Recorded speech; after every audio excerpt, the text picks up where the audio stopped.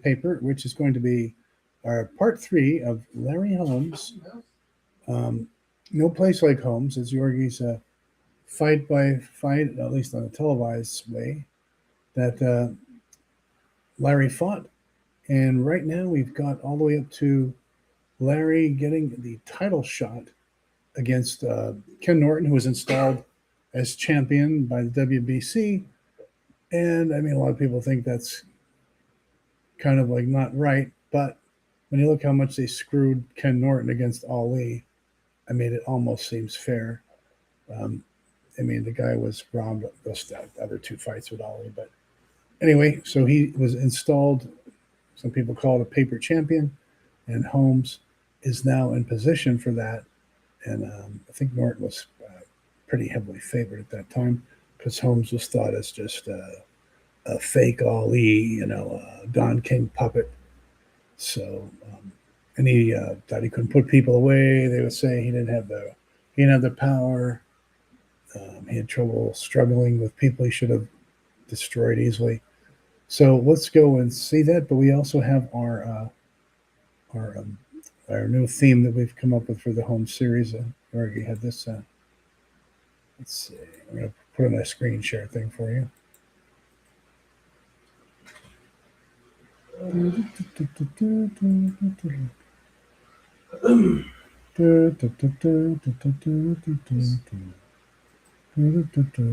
on. There you go. I swore I had it there. I like that 172. No, it wasn't that one. Oh, what the fuck? Idiots. Well, something got more views. What? 72 views on this one. The other one, they only did the first 2, got 28 views. Sadly, only 30 views. What are you talking about? What? Oh, what the newest one you're talking about? No, one of the other ones they did. The one from yesterday wasn't that. I was so far isn't doing that. Yeah, only got 30 views in 24 hours. And 4 days ago, 28 views.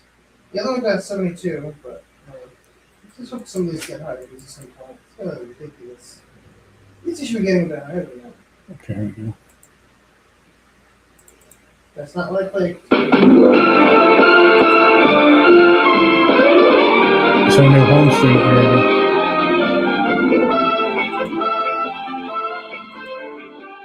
ABC presents a world television Oh, you still got premiere.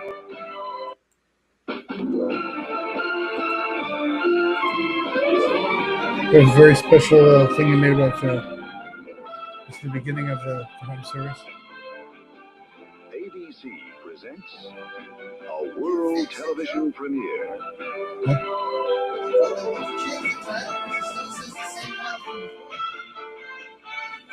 It's just the music.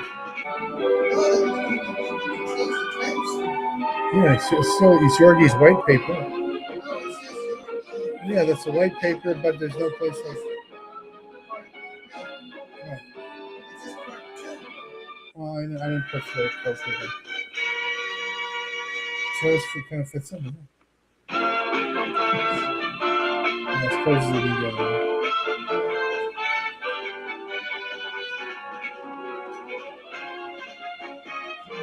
I'm waiting for the amazing Yorgi to come.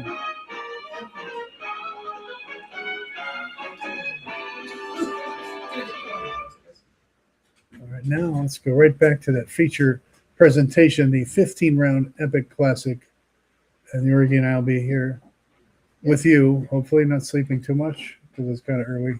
Yeah, probably. It's probably I going to guess happen there's a probably first- about like an hour. This is the first time we both fell asleep at the same time. Yeah, true. But this is a dilemma when you're working your fingers to the bone like Yorgi and I do. Yep. In a world gone crazy. Most likely we'll probably. I think at this point we're just gonna probably fall asleep at 12. That was the time was. Yeah. Let me get to the. No, we're not.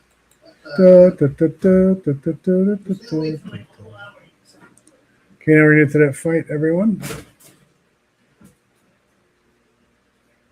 Promises, promises. Ah, shit. And I hope everyone's had a great day today in the land of make believe. Water. Okay, here we go, Larry Holmes. Oh, June 1978.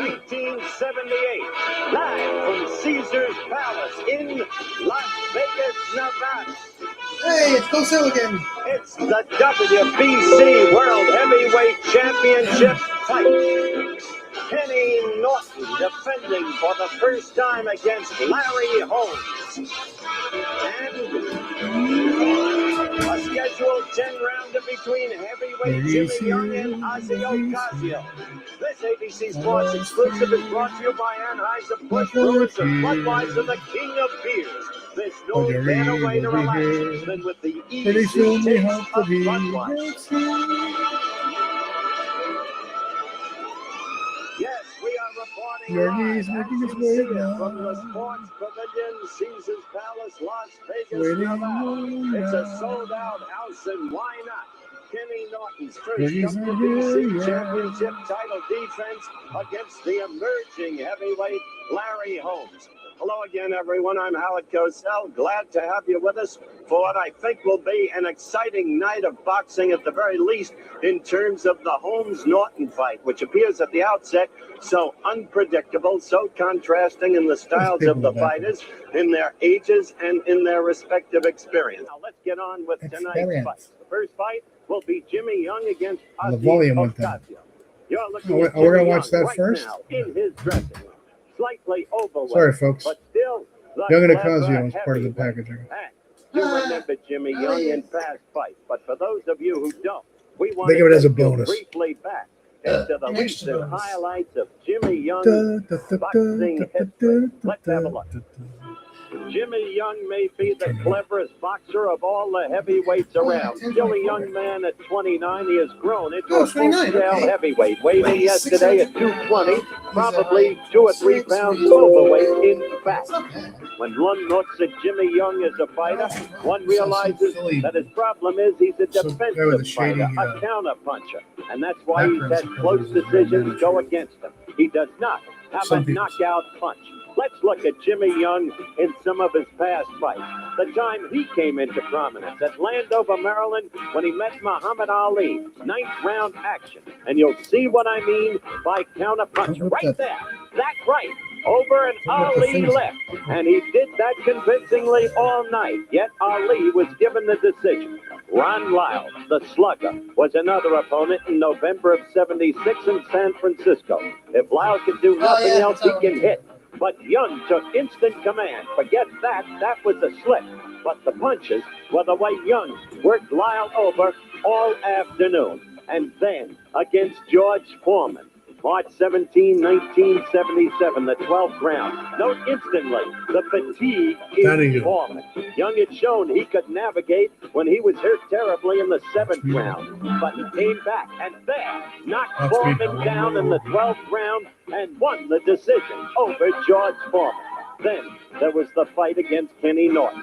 November passed right here in Las Vegas. And this was 15th round action. And Jimmy Young thought he won the fight. It was a 15th close round decision. action. Right here at the end, he's working Norton over, connecting repeatedly to the head. Jimmy Young, the clever heavyweight. Clever indeed, and a frustrated man. You'll meet him up close and personal in just a few I mean, he minutes kinda during beat this Ali. telecast. Jimmy Young. But leaving Jimmy Young, who's he going to fight tonight? He's going to fight Ozzy Ocasio. You've never heard of him either. This young man has had about 11 fights. Look I at the call him Glass stats on him. Jaws. He's unbeaten. He is quick. He is strong, and he could surprise. And as you look at those stats, there is the record. Notice the 9 knockouts. The young man is an authentic puncher. So with the He knocked out young his brothers on the way to good Ocasio breakfast. fight coming up, we'll be back for you to meet Jimmy Young I up close bet and you- bet a personal, bunch as of I nobody's. said in a moment. Puerto Rico had some kind of thing going on there with Benitez Oh, yeah. and Ocasio.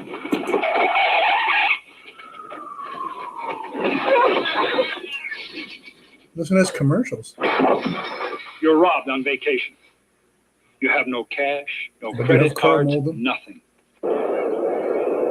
Okay, we're back happens. live at Caesar's Palace, the Sports Pavilion, Las Vegas, when Nevada. you It's think time about to it, meet Jimmy Young. nowadays, Joe, Yesterday, I had a long talk kinda- with once Jimmy, it's run- who now wants you to know kinda really understand where people he go to theater stands and when he's going to because get they're in what the he tight feels spot, are his but- just but- There desserts. should be stealing it. So bottom Jim, it's altogether know. possible No, that you you are the know. most qualified contender for the heavyweight title, How is it either poolside? WBC or WBA.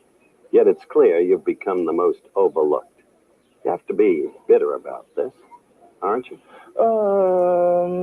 Yes and no, not really, because I figure as long as I keep on working hard and winning, Whatever happened to after that this my anyway? chance will come and I'll get fair decision I on my can't tell fight. because we made future On episodes. April 30th, 1976, at Landover, Maryland, in the eyes of many, you decisively beat Ali, yet he got the decision. On Oh, I November get it. 5th, So if he's 29, he 1977, must be 30 years in later, an right? admittedly tough fight against Kenny Norton, These are he recent got the fights. decision. No, I mean him. Don't tell me Good those fight. fights don't live with you and bring a sense of And I'm guessing if frustration. he's 29 Yes, after it does, this, match, especially after this fight fight, with Norton. he has to be 30 Because after this, right? Yeah. I figure you don't really have to know anything about boxing. You can see who's really winning the fight.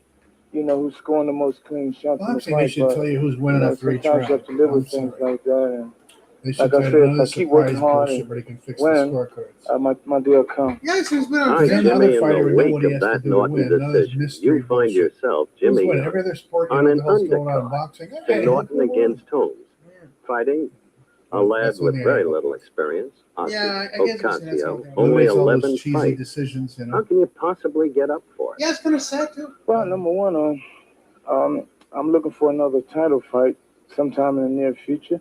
Number two, I have to take him serious because he has a chance really to It almost sort looks of like Ali, move but me he out of doesn't. position for the That's title funny fight, about it. or you might say take my place. Three, The way he talks is a bit different, he has too. a chance for a position that doesn't come often with a kid with his what you say experience or whatever. And when I was coming up, I was fighting guys with plenty of experience. I got by most of the fights, and I just have to take this kid serious. As far as age-wise, I think he's about 4 years younger. Well, experience, he's had 11 fights. Doesn't mean anything in all cases. He's a heavyweight, and he carries a punch that can knock me or any other heavyweight out. And I'm carrying about 3 pounds more than I usually carry, but I feel good with it. And I might need it in all this heat out here anyway. I hear it goes up to 100 degrees out here. Let me dissect your answer. You want it to lead to a title fight. A, have you had any guarantee of an opportunity to fight the winner of Norton Holmes? Well, if you want to call it guarantee, the word from the president, Jose Sulaiman, I spoke with him the day before yesterday, and he told me face to face that the winner of tomorrow's fight will have to fight me no later than December 31st of this year. Now, they can take a fight before, but they have to fight me no later than December 31st. So if I understood him correctly, I think they have to sign somewhere around October. Now, assuming that you beat this kid the way you want to, is there still lurking in your mind not just the winner of Norton Holmes, but the division in the heavyweight ranks, Ali and Spinks? Well, I don't really know too much about this situation, what's going on here. I think what it is, it's the money thing. I think from where I got it, Spinks signed a contract with me to #1 contender, which was Norton at the time, behind our decision, our fight, right? So he wants to wait on the rematch. I guess what I can see is more money on the rematch without it. Well, you know what, the divide comes in there with WBA and WBC, so they made another champion.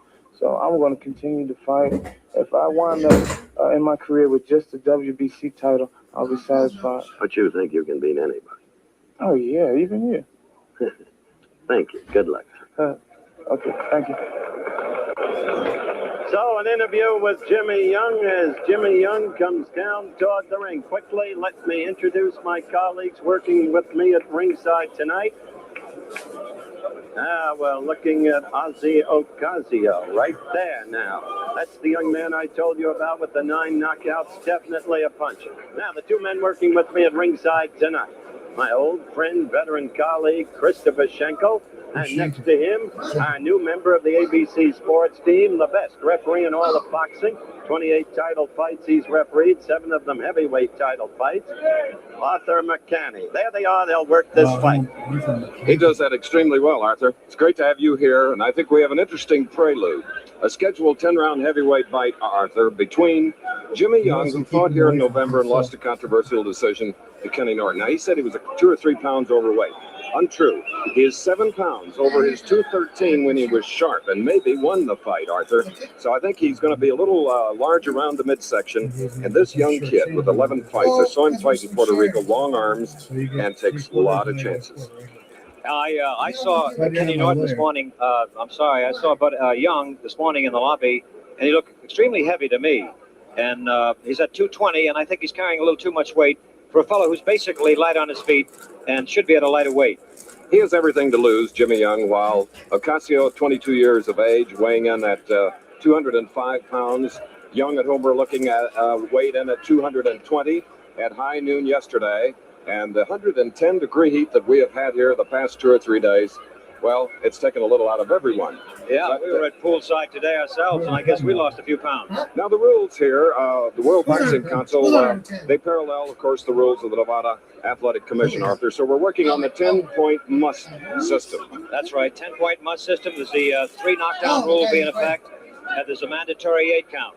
There will be no standing 8 count, however, Chris. And, of course, you cannot be saved by the bell. And they're using 8-ounce gloves, as they will in the Norton Holmes bout coming up later on our live telecast from Caesar's Palace, a capacity crowd looking on. And there's Jimmy Young, who sprung on the scene with an upset victory over Ron Lyle in 1975. There you see the tail of the tape. 29-year-old Jimmy Young, Ocasio 22. Jimmy has a 2-inch advantage in height, 15 pounds heavier. His reach, well, it says 79 inches, and Ocasio is 70. It was a little difficult getting the exact measurements from the Spanish-speaking Ocasio, and I doubt if he is 9 inches shorter in the reach department. Well, let's just say that. Right. Yeah, let's just say that Young has a 78-inch reach, which I think it is. He has an effective delivery, and it looks like he has a longer reach because he throws a beautiful jab, Chris. He does, and the much younger opponent, he is undefeated in 11. He is fighting in Las Vegas for the first time. Jimmy Young, this is his 3rd straight fight in this Nevada city. Now we don't get a good facial look, but he is tough. Sloping shoulders, can punch. 9 knockouts. Well, that's Chuck Hull with the introductions. Puerto Rico, weighing in at 205 pounds, Aussie Jaws Ascasio. 10 rounds of boxing. That was Chuck Hull, and now the referee, a native of New York, moving in to give instructions. He is Buddy Basilico, and Arthur, you know about his work. Oh, I know Buddy very well. We started out in the Golden Gloves in New York many years ago, and then Buddy decided that he wanted to come out here to retire, and he's been refereeing out here for many years, and he's a very, very fine official. He was highly regarded in New York. Well, he is the 3rd man in the ring. He conducts to make certain that the fight is conducted according to the rules of boxing. He has no vote in the scoring in this 10-point must system. The 3 judges are Bill Kipp, Lon Tabbitt, and David Moriata. So he just conducts the fight while the 3 judges are ringside. And Arthur, I'd like your opinion. Do you feel the referee should score a fight, or should he just be in the ring to make certain that it goes properly? Well, I have a very strong attitude about scoring. I think that the referee has the best vantage point, Chris, and I do think that he should have that scoring power. As a matter of fact, I've gone to a few foreign places, and they asked me not to vote, and I refused and said I would come back home if they didn't allow me to vote. The referee is in the best vantage point. He can almost feel the blows. He's so close to the fighters, and he should have that power of scoring. All right, not looking 15 pounds lighter is Ocasio. He is shorter, but he's got a hulking frame, powerful legs, powerful calves. We'll see how he'll set up against it. By far his stiffest opponent. His last fight was in Puerto Rico against Kevin Isaacs. Of course, this man's last fight was a 15-round loss. You never heard of Ozzy Ocasio. This is round 1 of a scheduled 10-round heavyweight bout. And as you noticed before, Chris, you said that he had sloping shoulders, and that's indicative of These are punch both power. like quirky fighters with weird styles. Ocasio has a slight smile on his face. I don't know why. He's absolutely defiant in the bout we saw him. He's very cool. I'll say that. just take a look at the midsection of Jimmy Young. He looks a little heavy to me. I wish I had it. You just joined us. This is round one. Live coverage of the Jimmy Young Ocasio fight. Ocasio from San Juan, Puerto Rico, one of 21 children. 19 boys, 2 daughters in that family. He doesn't seem Ocasio doesn't seem to be afraid of Young. He moves right in, and he appears to slip fairly well too. He expects in 2 years to be a heavyweight champion of the world. He's in the white trunks. Jimmy Young, who is trying to come back and get another shot somewhere along the way. Appears very tall here at ringside. Buddy Basilico, the referee, told Jimmy Young to keep the punches up. Young in the black trunks. Coming up to the halfway point of round one. He picks off that jab pretty good. Ocasio did there. Young has learned the tricks very well. He holds in the back of the head and he pulls in his opponent. So Young sprung on the scene with an upset over Ron Lyle, and this is what Ocasio is hoping to do tonight. With only 11 fights, but the WBA world champion has had even less. Leon Spinks, so yeah, who that's knows? right. Sometimes you can't tell by the record. It happened with Spinks and Ali, and it could happen here again tonight. Well, Buddy Basilico keeps talking to Jimmy Young. Well, he's warning him. As you can see, the way he's pulling his head in right there, and he's tying him up. It looks like Buddy's going to have his work cut out from tonight in clinches. You notice that, how Young comes in on the clinch at all times. Young has a very quick right hand. He scored only 7 knockouts. He has a fair left hook, but he can move and hit. And this is a lovely combination in any division of boxing. Well, with that added weight, he might be able to hit a lot harder tonight. But if you remember him when he was boxing Foreman, he was very light on his feet and did a lot of moving around. He's very eager to clinch tonight, Chris.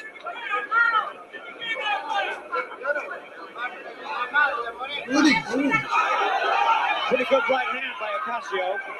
And very defensive work by Jimmy Young, snapping away. What the fuck they even do? Getting late, Walt. Best I can do, Mr. Barnes. Well, I'll let you know. Yeah. But I want to buy you here for Walt. and for the taste of the king of beer, and just relax when you say the word, you said it all. Back again at Caesars Palace, Las Vegas, Nevada. A 10-round scheduled heavyweight bout between Ocasio and this man. Number 2 ranked contender, Jimmy Young, who had a big chance just a few months ago, which we televised. And the man that's now taken his place with a shot at the WBC title is a very cool Larry Holmes. There he is, and his opponent tonight shows very little expression. Tremendous athlete, Kenny Norton. They'll be fighting later on our live telecast as we move into round 2 of the scheduled 10. In white, Ocasio. 205, Jimmy Young, heavy at 220 pounds. No knockdowns. He's aggressive. And of course, Jimmy Young likes a lead fighter because he loves to counterpunch. Yeah, I tell you, I like what I see with Ocasio. He's He's not afraid at all. No, he's trying to be like Well, one of 21 children, he'd have to be brave. hit the guy a couple of times. Jimmy Young is extremely slow tonight. Absolutely slow. Remember his win against Foreman, which we televised? He was up on those toes. He had Foreman completely befuddled. That's why he upset him. He has no zing in his jab either. And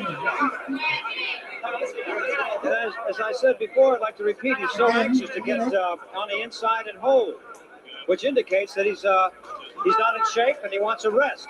Now, Jimmy Young has gone 10 rounds or more 11 times, while Ocasio has gone 10 once. A decision over Isaac. Then, Chris. Jimmy Young was hit with the right hand. He looked like he was disturbed by it. He's going to get caught more often if he keeps coming in like that. He hit him again with a good right hand. And there he is holding again. Holding and hitting. Absolutely sluggish thus far as we're reaching the midpoint of round 2.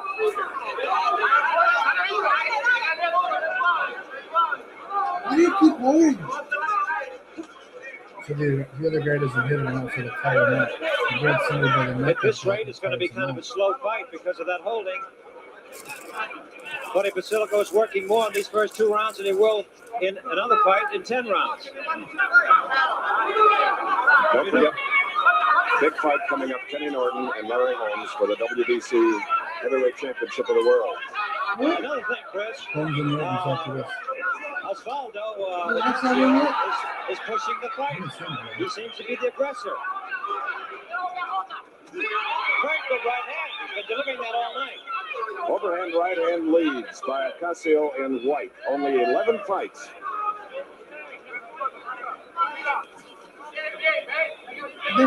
We had a great deal of concern about his defense, Ocasio, because in his last fight he just kept those dukes down at his side, had none. But now he's keeping them up and still punching off of the defense.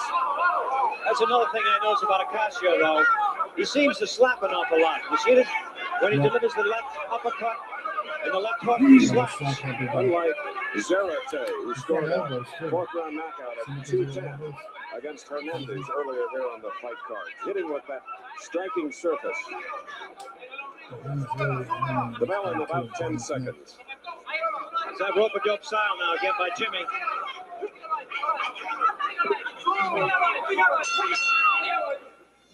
America's best-selling wagon, Ford Fairmont, for lots of reasons. Fairmont has the highest gas mileage rating of any mid-size wagon. These days, the higher the better. Fairmont gives you the most room for the money of any wagon. Lots of headroom and broken leg room. Fairmont has the lowest sticker price of any mid-size wagon. Man's best friend is a low price. Test Fairmont at your Ford dealer, where the better ideas keep coming. Last hand, 8 hours and 10 minutes. Fantastic. In summation, 9 hours and 5 minutes. Amazing. Vicks Sinex long-acting nasal spray is amazing. It can quickly have you breathing as easily as someone with no congestion problem, and then it decongests up to 10 hours. The Grand Canyon proved to be 10 hours? Fantastic. The slideshow? No, my nasal spray. Vicks Sinex long-acting. Coming out of the right corner, Jimmy Young did not take advantage of the stool in his corner. Possibly, Arthur, he could have used the rest. Yeah, I think he should be seated. I'm hoping Young is I think he's going to have a very tough fight on his hands tonight if he doesn't open up. I'm not really feeling my legs, but if they'd have punched that, it'd probably be pretty low for him. This is the 3rd round. If you just joined us, there have been no knockdowns. Neither fighter is marked. Very aggressive and landing punches is Ocasio in white. 22 years old from San Juan, Puerto Rico. Jimmy from Philadelphia. Jimmy Young is reverting back to that rope-a-dope style and clinching. Would have 21 kids. Which means he doesn't want to tire quickly. He's trying to save perhaps a very powerful punch a little along the way in the fight to try to knock out Ocasio. Ocasio will not tire. We found that out in Puerto Rico in his 10-round decision over Isaacs. He's in excellent shape, Chris. Yeah, but really the box better. Ocasio It sucks looks so like a much. middleweight in there with him.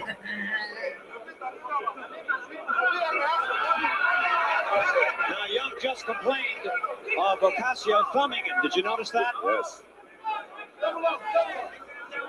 Because you're doing the all trick, grabbing the neck and That's one thing punching. you referees watch for closely. Yeah, that's true. Oh, he's slapping again. Ocasio slapping. Jimmy Young only scoring in flurries.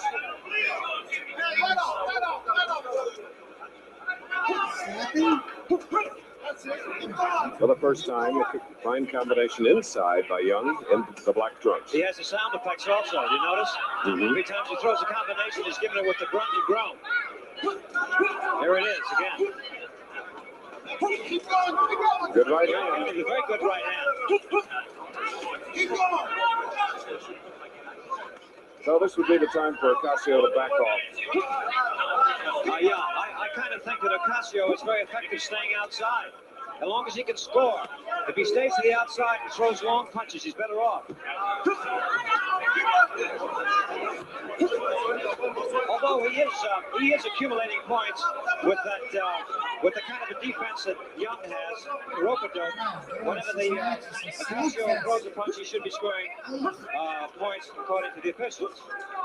The referee does not score the bout. WBC rules. There are 3 judges at ringside doing that. Coming up to the 10-second mark of round 3. Jimmy Young just threw a very good left hook. Good punches by Ocasio. He just won't intimidate. 21 kids. This young guy, he picks runners coming up back. Pro Kids would like you to know there's a movement afoot. It looks so easy on TV. Now we move into the 4th round, scheduled for 10. Prelude to the Norton Holmes heavyweight championship fight. Young in the black trunks, 220. 205 in white, Ocasio of Puerto Rico. And thus far, I have him ahead. I have Ocasio in white. Slight lead in this 10-point must-scoring system. Well, Chris and I are keeping our scores independent of each other, and at this point, we both agree. Arthur McCanty, great referee in the world. First time I did a heavyweight championship fight was at the Polo Grounds in 1960. Johansson, Patterson. Yeah, the now torn down Polo Grounds. There are apartment houses there now, Chris. What? Matter of fact, we go way back to Eastern Parkway Arena, St. Nicholas Arena, 1954 and 55. And here in Las Vegas, on a very hot evening. Cool inside, however, in this sports pavilion. Now at this point, Ocasio should be backing off Norton, scoring with jabs and straight right hands, which he's capable of doing. He's making a mistake. Ocasio would be making a mistake if he stayed in with Jimmy. And of course, the smarter, more experienced fighter will try to get the opponent to do what he wants him to do. Experience is always very important. Now he's complaining again. Jimmy Young is complaining again about thumbing. What about slapping with the gloves, Arthur? Well, they're delivering. You are making a contact, but a slap is not powerful. Why slap when you can punch? The whole idea of the game is to knock out your man, and you're not going to do it with a slap. What a flying head, you keep letting him slap it. Arthur McCanty, one of the world's great boxing referees, wearing a bow tie tonight, but not with a referee shirt, but a dinner jacket. I understand in London and in England, they referee with the tux on, just the way we're dressed, Chris. That they do. We did Ali Cooper there, and that was the case. Ocasio is putting up a real great fight. And he's got good inside right-hand shots. They almost go unnoticed, but he is scoring with them. What I'm impressed with is the fact that he's not afraid at all to be in there with Jimmy.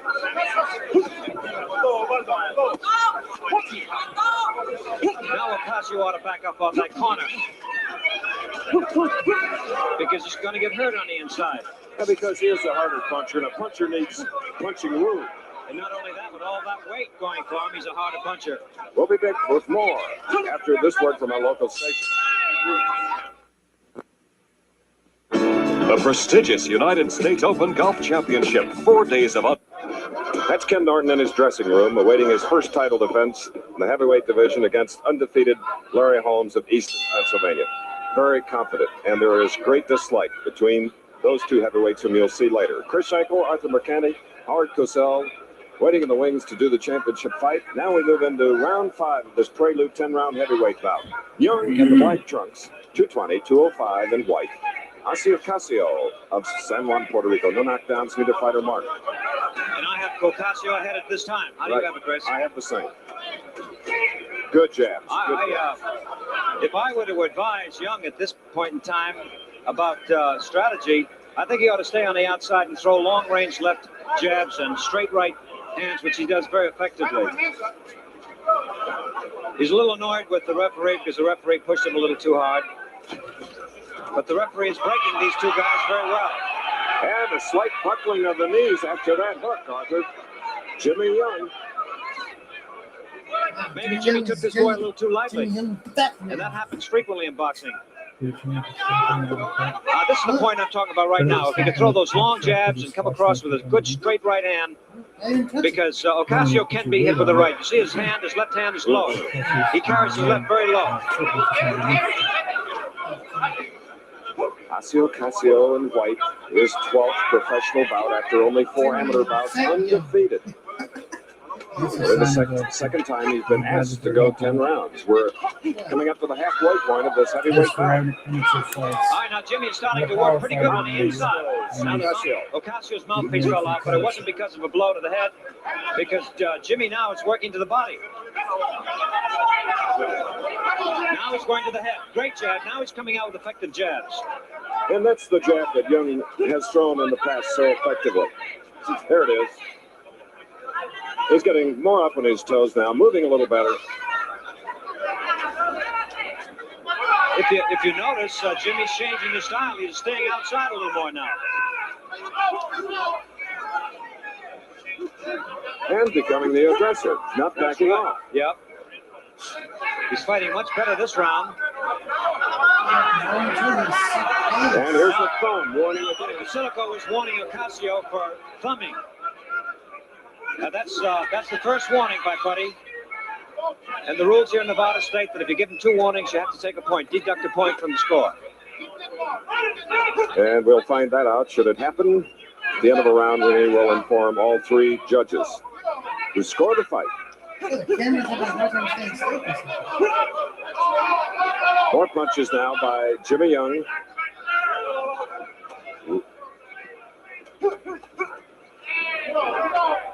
Less than 10 seconds remaining in 5. Round 5.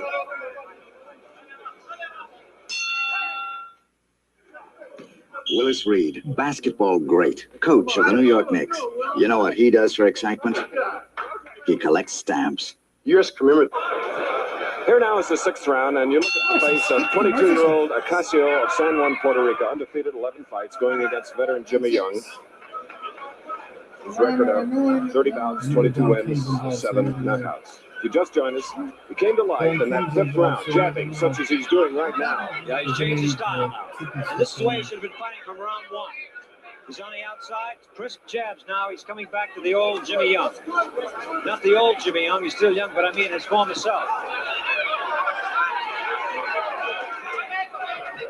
Jimmy Young, who fought for the title in Landover, Maryland against Muhammad Ali. 15-rounder against Ken Norton here this past November. He's been inactive since then. Ocasio's last fight was a few weeks ago in San Juan. Ocasio has a habit. When he comes in, he kind of ducks his head. Jimmy Young could throw a right uppercut very effectively if he tried it.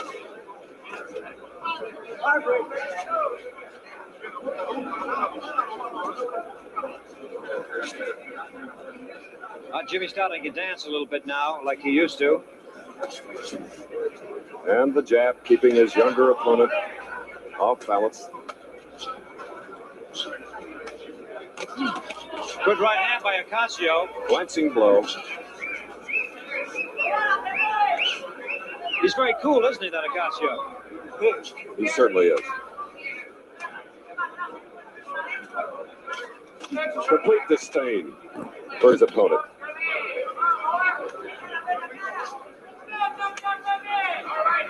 Right into the fat section of the midsection. Little hook by Ocasio. Jimmy at 220, 7 pounds heavier than he was when he last fought Kenny Norton. What's it doing? Come again. Jimmy Young's very mad now. I don't see really why he should be. Ocasio should keep those gloves closed, though, Arthur. Yeah. Look at his right hand. That's... Yeah. As we stated before, he has a habit of slapping, which is not good. They ought to correct that with him. They ought to. He's not in there to shake hands. He's in there to punch. Very good. That's true. You see, and that's what happens. When you keep that open glove, you have a tendency of thumbing.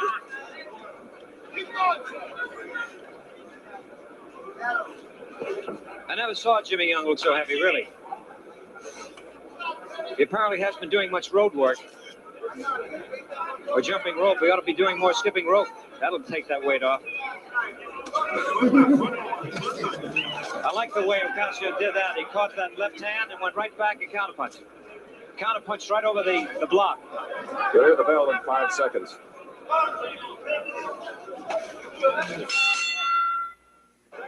Seconds up! Jimmy Young and Aldo Ocasio. Jaws Ocasio in the white trunks. Coming out of the corner smiling.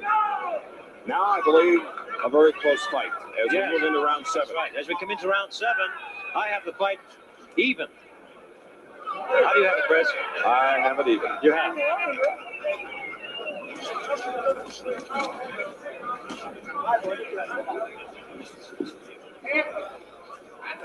Ooh, they're right on top of us now. That was a good right hand delivered by Ocasio.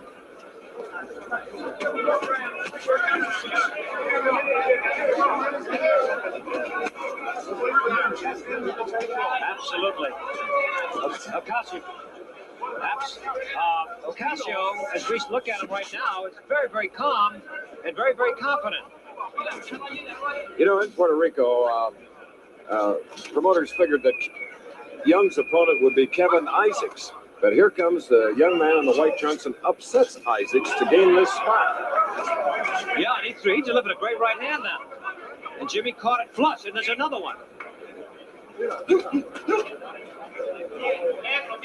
But Jimmy has a fight on his hands tonight. He probably took it very lightly. This is why he came in the way he came in.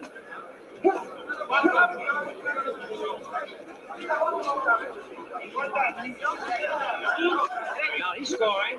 He's scoring. Ocasio is scoring in that corner.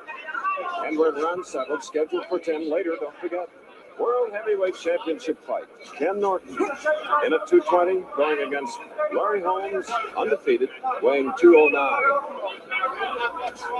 Close match, judge battle. I like to explain something on that rope-a-dope style. These fellows that have that rope-a-dope style really are on the defense, and the opponent who really can't get through to them is still punching and still scoring, even though they're hitting on elbows and shoulders. They're not using much of this 20-foot square ring, Arthur.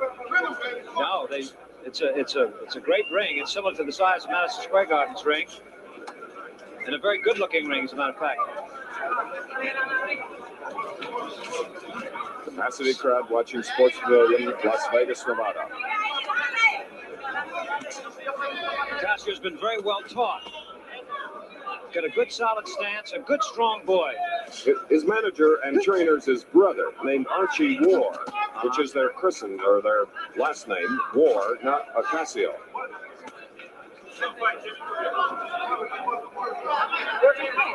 Little measuring there, which there's nothing wrong. Now, well, Buddy Vasilka now has won Ocasio several times. Buddy has won several times. Now we'll see if he takes the round or he's taking the point away, not a round. End of round 7 in a few seconds.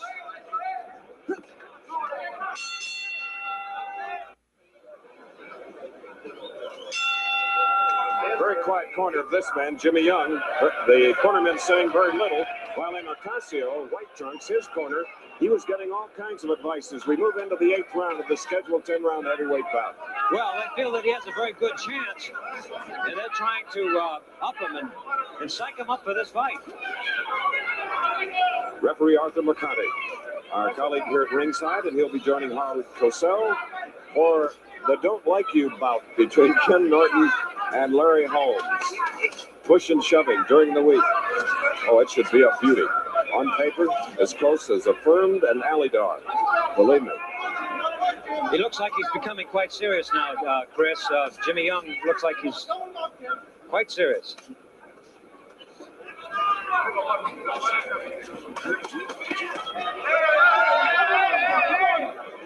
Jimmy sometimes failing to keep that left hand up, which is just perfect for Ocasio's quick right hand. They ought to lift the trunks of Ocasio because if Jimmy hits him right at the Everlast sign there, it looked like it's a low blow. That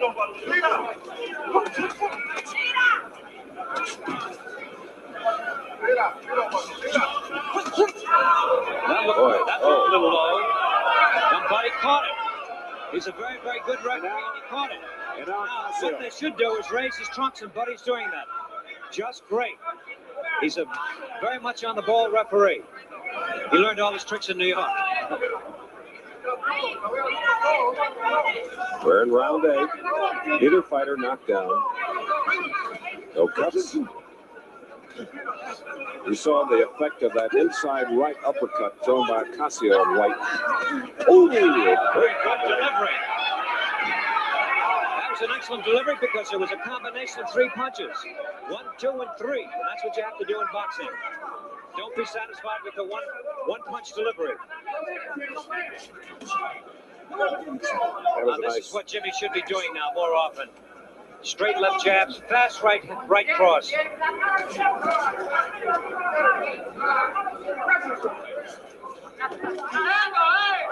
right, now Jim is starting to press him.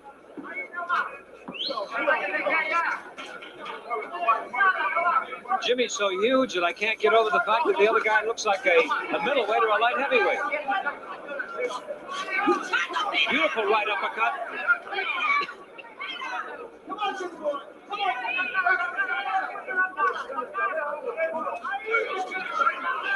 All right, now Jim continues to fight the way he's fighting now. He can pull this out. Round 8 will end soon.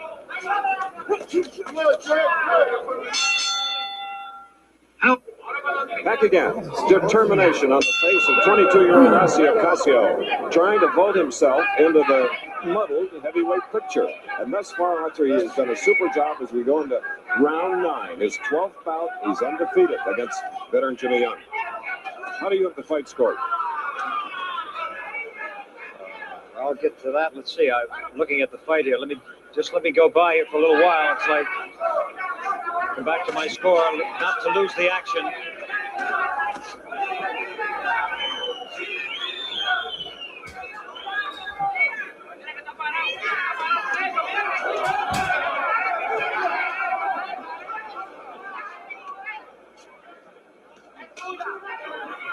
Young now being beaten to the punch, and Ocasio daringly leads with a long right hand.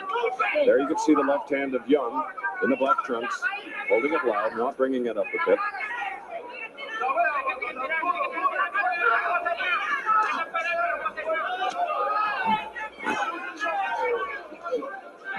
Jimmy following with a right hook when he should jab and follow with a left hook.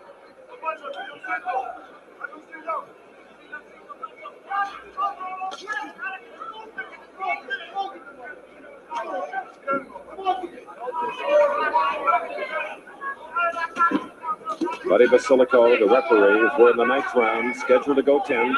Later, don't forget, live coverage here in Las Vegas.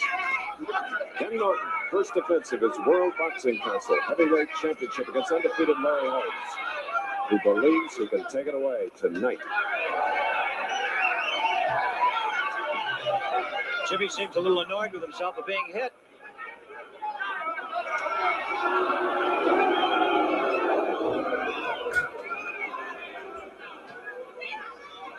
The fans definitely for the underdog here, which is often the case in this one-on-one sport. Let's get back to your answer before, Chris. I have a 5-3-1 now for Young. 5-3-1 even.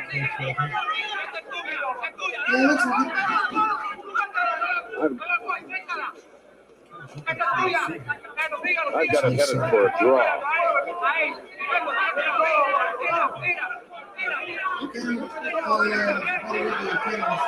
Young has a couple of draws in his career, one against Ernie Shavers in his second meeting after being KO'd by Ernie. Yes, I have to apologize for that. I have a 4-3-1. 4-3-1 at this point. So it is close.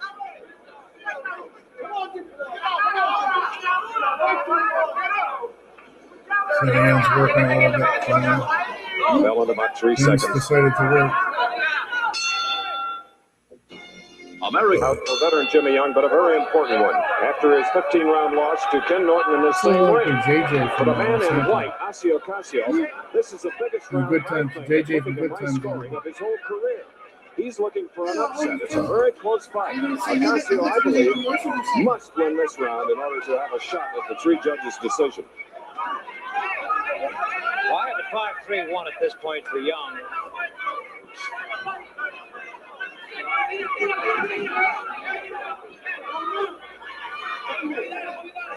Young should have been fighting this way in the beginning, Chris, and he would have been much farther ahead. He failed to do it through the first 4 rounds.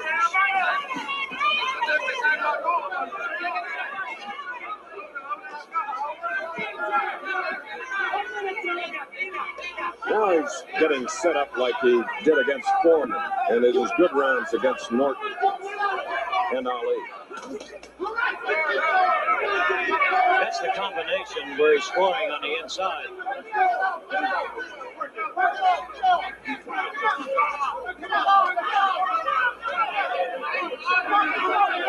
Surprising that Jimmy doesn't have the power, though.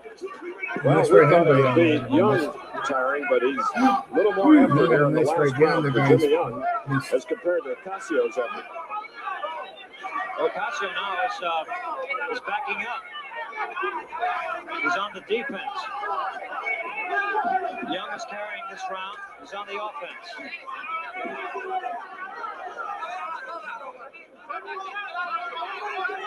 Appears that Young wants to get that one right hand across. He just can't get it out. I have a feeling Ocasio's corner told him he was ahead. Cool it in the 10th round, but I think it was bad advice if that happened.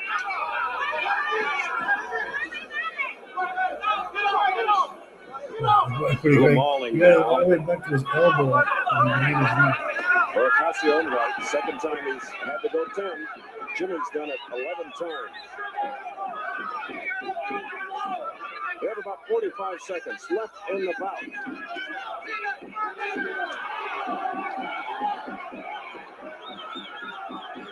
Ocasio's corner are really rooting for him now, rooting him home.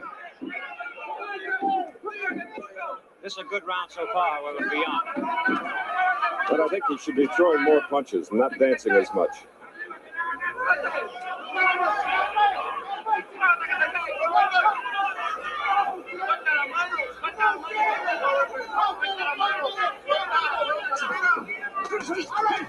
Seems very confident the way he's fighting in this last round. Yeah. Ocasio and White.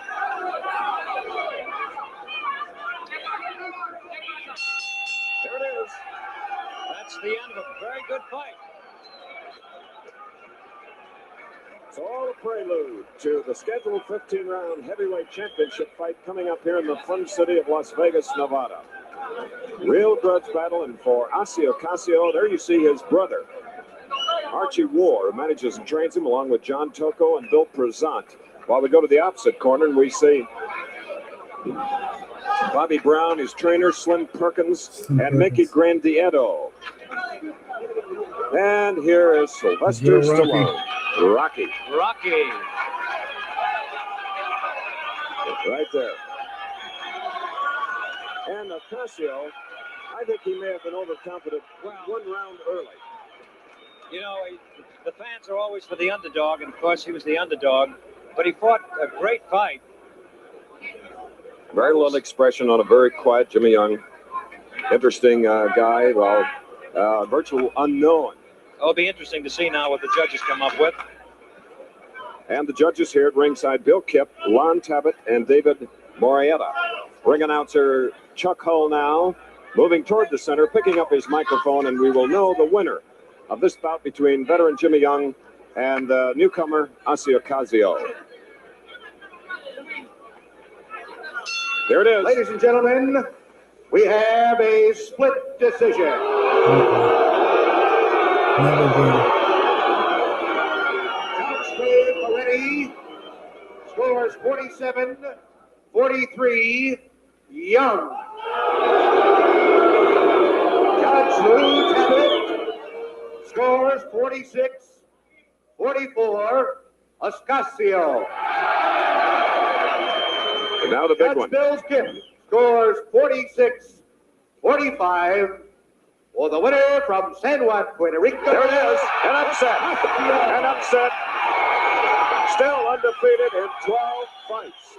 22-year-old Still Ocasio-Ocasio. had to know that they needed a Moved knockout. right along with it, and it appeared, except I was He's worried about the last been round, around for that he two wasn't weeks. doing enough to keep his lead.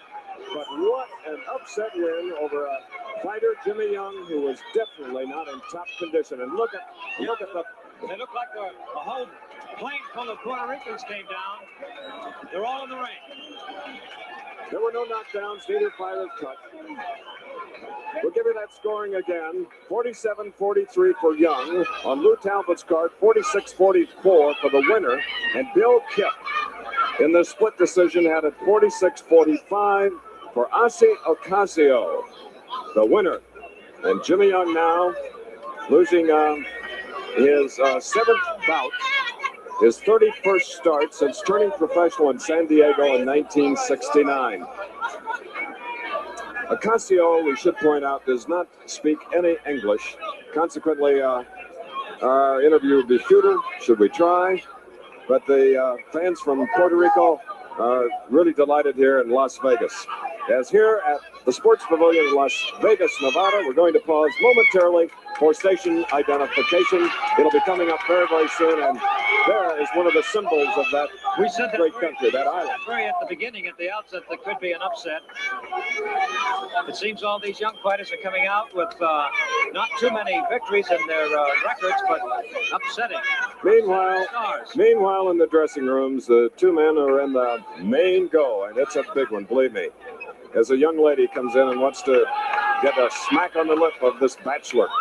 Ocasio, the split decision, the winner. And there's Ken Norton looking at the TV set, and there's a tremendous athlete. He had a great fight with Jimmy Young in November that Howard Cosell and I covered. Of course, Howard is here standing by to talk about Larry Holmes and Ken Norton for their scheduled 15-round heavyweight fight. All right. If you just joined us, a split decision upset victory by undefeated Ocasio over Jimmy Young. Station identification coming up.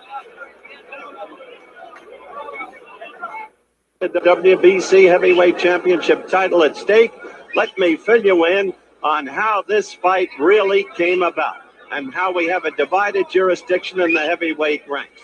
Let's go back to spring of last year. Place, Madrid, Spain. Purpose, convention, World Boxing Council. They came out of that with an edict that the then champion, Muhammad Ali, would have to fight the winner of the Young Norton fight, which was held here last November 5th. Remember then? Ali was on camera with me. Ali told all of the press at ringside that yes, indeed, he would fight the winner of the Young Norton fight. Norton won that fight, but Ali later was not disposed to fight. So Ali made a match with Spinks. For that fight to be legitimatized, both of those two fighters, Ali and Spinks, signed statements to the WBC that the winner would fight Kenny Norton within a prescribed period of time. Okay, Ali fought Spinks February 15th. Spinks won, and they wanted a rematch. There was more money in that. Robert Arum, the promoter of the Ali-Spinks fight, also notified the WBC in writing that the winner would fight Kenny Norton within the prescribed period of time. And Robert Arum came on national television with me and said, yes, if Norton would take the $200,000 that he offered, Spinks would fight Norton. But then later, no. And so the stage was set for an Ali-Spinks rematch September 15th in New Orleans, which ABC will be carrying. But Jose Soleimán, the president of the World Boxing Council, wouldn't stand for it. He said these men agreed in writing, either one of them, to fight Norton. Having failed to do so, he proclaimed Norton the WBC champion. And in this jungle of boxing, in this garbled world of boxing, we have the WBC and the WBA, the World Boxing Association, constantly vying for preeminence. And which one of them, if either does, has it, God only knows. Anyway, that is the backdrop to this WBC title fight tonight. Now, quickly, let's get to the champion, Kenny Norton. He's familiar, I think, to most of you, but briefly, the highlights of his boxing history.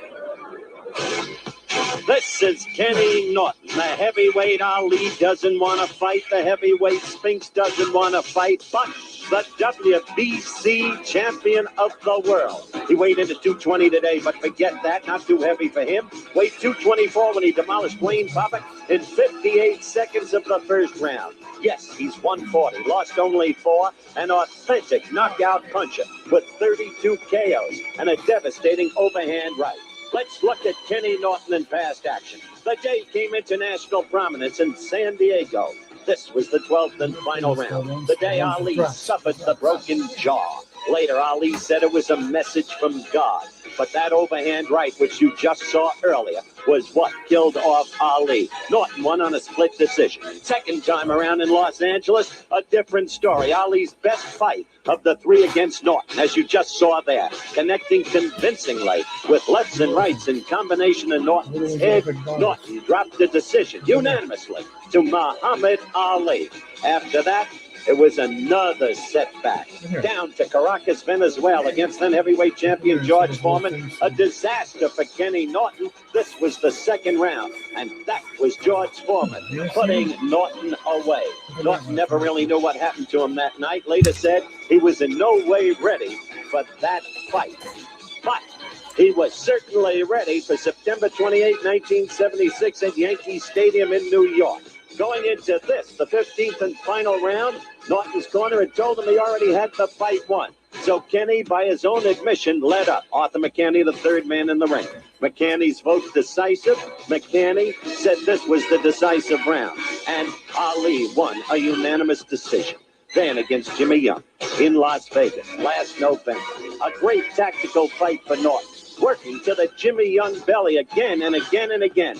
Norton won a close, hard-fought decision over Jimmy Young. Kenny Norton. And so the story of Kenny Norton. What about Larry Holmes? Not the best-known story in the world. Let's quickly capsulize it for you with a quick look at Holmes.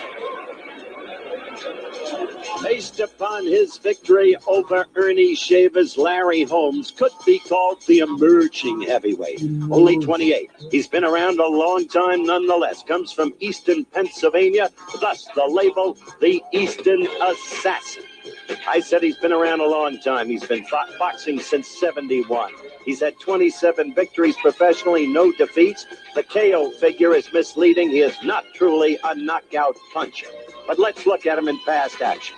26 of his pro opponents were undistinguished, but Wayne Bobbitt in the West Point Munich Olympic final trials was indeed distinguished at that time. And watch what he does to Larry Holmes. First round action, made short shrifter. It did not go a second round. Some then labeled Holmes a quitter. But after the 26 pro victories against an undistinguished opponent, the graphic you saw stated it all. Holmes against Shavers, March 25, 1978, Las Vegas, Nevada, 12th and final round. And Shavers clearly weary. All day, Holmes had been moving like that, steady, left and right, and steady with that stinging jab, not flicking but stinging, against the very man who had caused so much damage to Muhammad Ali, who had given Ali a very close encounter indeed. But now, Shavers couldn't handle Larry Holmes. No matter what Shavers was against Holmes, maybe he was a finished fighter. Some have said and written that, but Holmes fought the perfect fight, and maybe Holmes made Shavers a finished fighter. Look at him now, cleaning up on Ernie Shavers. The fight about to end and Shavers about to go. That was it, perhaps, for the whole Ernie Shavers career. Holmes, almost a shutout winner. Larry Holmes, the emerging heavyweight. So a look at Larry Holmes, along with the earlier look at Kenny Norton. Now, Muhammad Ali is in our New York studio with my colleague Frank Gifford. You'll be hearing from those two in just a moment. Right now, we break for a news brief from ABC News. Remember, Ali is in our studio in New York. He'll have something to say. We'll be back. An ABC News brief brought to you by Anheuser-Busch. Now, Larry Kane. Good evening. 1.5 million Pintos are being recalled by Ford. They'll modify the fuel tanks to prevent explosions and rear-end collisions. Israeli commandos raided 20 miles inside Lebanon last night, hitting what they called a major Palestinian guerrilla base. At least 7 people were killed. Saying that Senator Howard Baker's signature was genuine, Tennessee's election commission today reversed itself and restored Baker's name to the state ballot. And the Mormon Church says a revelation from God has ordered it to allow black men to be priests. Women, however, will still be barred from the priesthood. Now this. This is a great tasting light beer, but even a good articulator like me has trouble renouncing the name. So I just asked for a natural. That's easy to vocalize. Add this to your copy of the Guinness Book of World Records. 97,500 dominoes falling in a row. College student Bob Spica did it in New York today as part of a charity benefit. More news later on this ABC station. With that domino thing, we really needed to know. Frank Gifford in our studio in New York, as Howard Cosell mentioned. Muhammad Ali is here in the studio with us. Last night he was given the accolade of Athlete of the Decade at the American Cancer Society dinner here in New York. Congratulations on that, Ali. Were you surprised with the Jimmy Young loss to? No, I wasn't surprised. Same thing happened to Jimmy. It happened to me. He fought a completely nobody. He was overweight like I was. He could beat the man on a good night. The man had no reputation, no name, so he trained but not hard enough, and he got surprised. Same way Leon Spinks. He had no name. I was supposed to knock him out. He had no fights. He was 7 pro fights. Just out of the Olympics, he couldn't go for 10 rounds. He couldn't find a bet in Vegas. Caught me off guard. Now I'm pretty, as you see now, I'm trimmer. I'm in better shape now. I'm going to come back and promise you be the first man to get it 3 times. I'll do what I should have did to Spinks the first time. I'll completely wipe him out. I'll completely wipe him out and be declared as the greatest fighter of all times. These geek-neck ducks that I'm watching tonight, imitating me, doing rope-a-dopes, trying to talk, all that stuff comes to me. All of them making money today. They've been paid money. Ken Norton, Larry Holmes, all of them have been paid peanuts till they fought me. They fought me. They've been around me. Holmes cut my training camp, stealing my style. Everything these fighters got come from me. They don't want to admit it. I want all of you listening to me now to write to me and send me some of that money you making. All because of me. The whole game's alive. Look how ugly they were. Notice Norton and Young. Look at my face, my skin, my hair. I'm the savior, the resurrector of the fight game. And all of them owe it to me. The reason they're on TV, the reason they get paid Monday, the whole thing. And Leon Spinks is terrible. This is terrible. That's rather a capsule answer. We got to get that man out of the way. Wherever you're, boy, get in condition, because I'm going to come back and show the whole world that I'll be the first man to get 3 times. 3. Can you count? 3. The greatest of all time. Well, but let's go back to Spinks. You saw Jimmy Young tonight. You said it yourself. He had taken Ocasio lightly. You did that with the Spinks. What did you weigh then? I weighed 224.5. By fight time, I weighed 227. And just no excuses. The man won that night, but he didn't fight Muhammad Ali. This time, I will be dancing. Every round, like I won round 8, 9, 10, 11, 12, which is going on. Can you dance at 36? Can I dance at 36? You be there. I'll be there. Don't you be a co-sale. He's agitated. You're a nice man. I'm not agitated. Please don't be a co-sale. I just played football at 36. It's hard to dance. Well, I can dance. You were really tired, I guess. I was tired. I came back on the phone. Listening, it was impossible. Form was impossible. Sacking Frazier, sacking Norton. I got to be under pressure, and this is the impossible. 36 years old, coming back against the vampire. Let's be serious for one moment. I know I call him the vampire. You're going to weigh what now? 212. If he don't bite me on my neck, I'll get it. I will label Spinks today as of now. If you see him with his teeth out, he's got those 2 fangs, I'll label him as the vampire. And if we ever get in the clinch and if he do that, I'm in trouble. But if I cross in there and show him, I think I'll get it. You're really a package. I'm ready now. I was too quiet for the fight. I wasn't talking. My gimmick was to keep quiet. But my spirit was low. I'm talking. Tell everybody tonight, Muhammad Ali is talking. I'm going to return. I'm getting sick and tired of all these ducks running around making all this money, talking about me, talking about me like they're ugly, they're intelligent, and they really shouldn't have. Muhammad Ali, and there is a serious side to this man. We saw it last night. I'm American returning. Cancer Society. There is a serious move on his part. It's going to take place very shortly. We're going to go back out to Las Vegas. You're getting ready for the Larry Holmes. I'm coming. Again, Norton fights. We'll be back with more Muhammad Ali. I shall return. Right after this. I shall return. I shall return. Back in New York, Muhammad, we'd like for you to stay with us and watch the Ken Norton, Larry Holmes fight. We'd like to get a word with you, but right now, let's go back out to Las Vegas. Calling him a champ. He ain't nothing. He's a paper champ. I'm the champ. Norton champ. Okay, we're back in Las Vegas, Nevada, live after that running commentary by Muhammad Ali, only a vestige of what once he was. Let's get back to Kenny Norton, who in a matter of minutes will be fighting Larry Holmes right here. Kenny, as you know, is a good and veteran fighter. You've seen just now, briefly, his boxing history highlights. So it's time to meet him personally, his present mood, how he feels about himself, and how he feels about the fight. So let's meet Kenny Norton as we talked yesterday together at poolside. I am being told that we're not quite ready yet to show you that interview. You can hear the crowd roaring behind me as we have a preliminary bout. And instead of showing you Kenny Norton right now in that interview, we will switch our plan for just a moment. The crowd still on its feet. We'll be back after this break. Here at Caesars Palace, Las Vegas, live. I told you we'd be showing you our talk of yesterday with Kenny Norton, so without delay, let's get to it right now. It took place at poolside, and Kenny was in a relaxed mood, always a gentleman, and willing to talk about all relevant things. Watch. The temperature is 110 degrees here at poolside at Caesars Palace in Las Vegas, Nevada. But so far, it hasn't laid a glove on Kenny Norton. And his hope is that Larry Holmes won't either. Question number one for you, Kenny.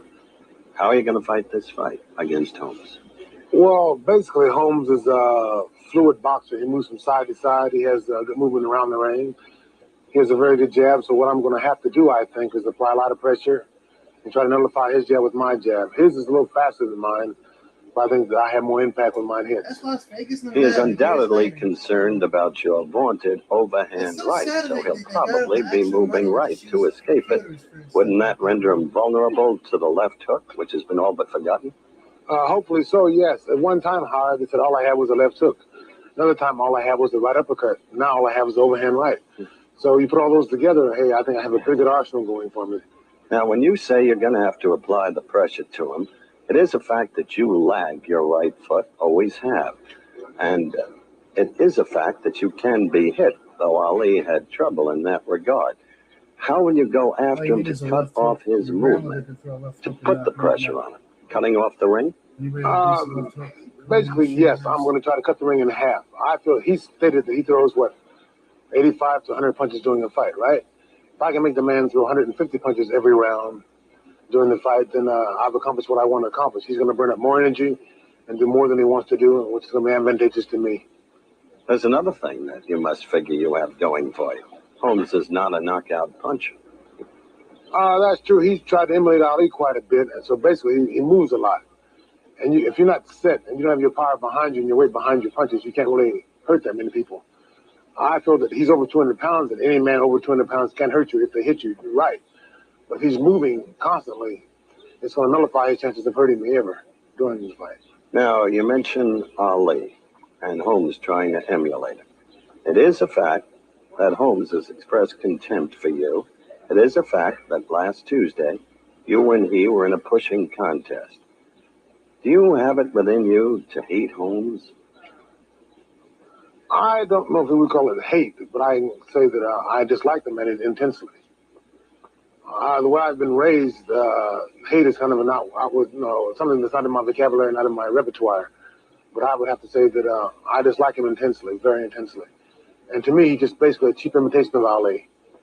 And that's right. When you look at it bluntly, he's just a little old pinhead. That's rather outspoken, Kenneth. Rather outspoken.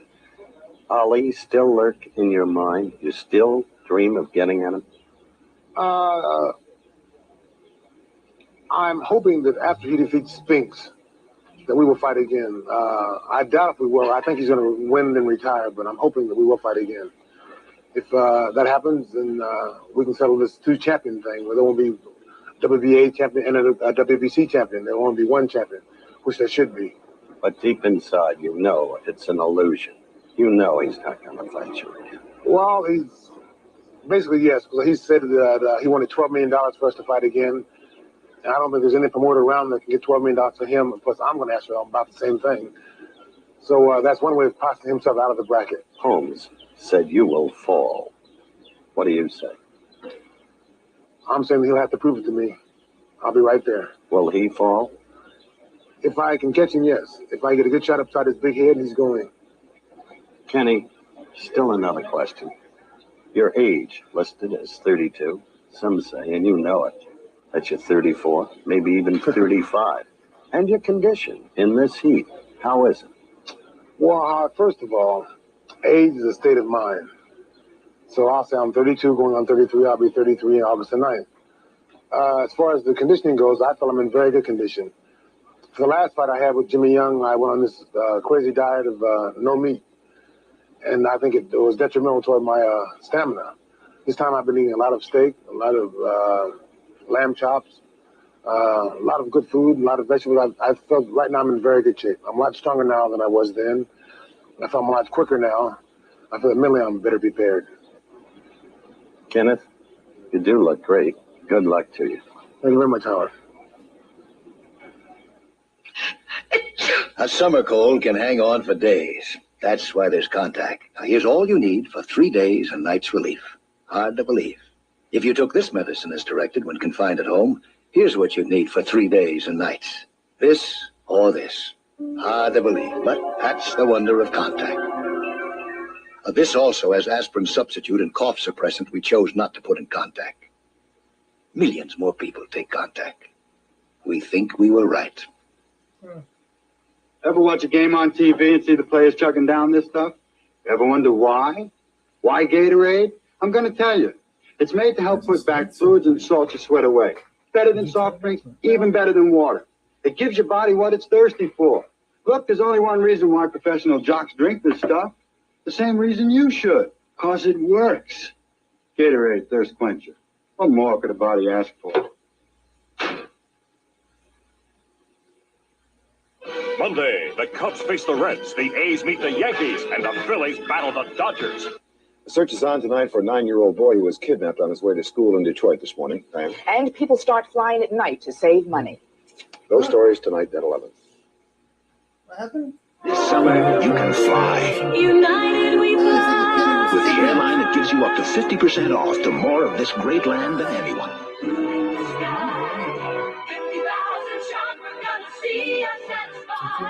With up to 50% off, United can make this summer your brightest yet. We built the largest airline in the free world around you.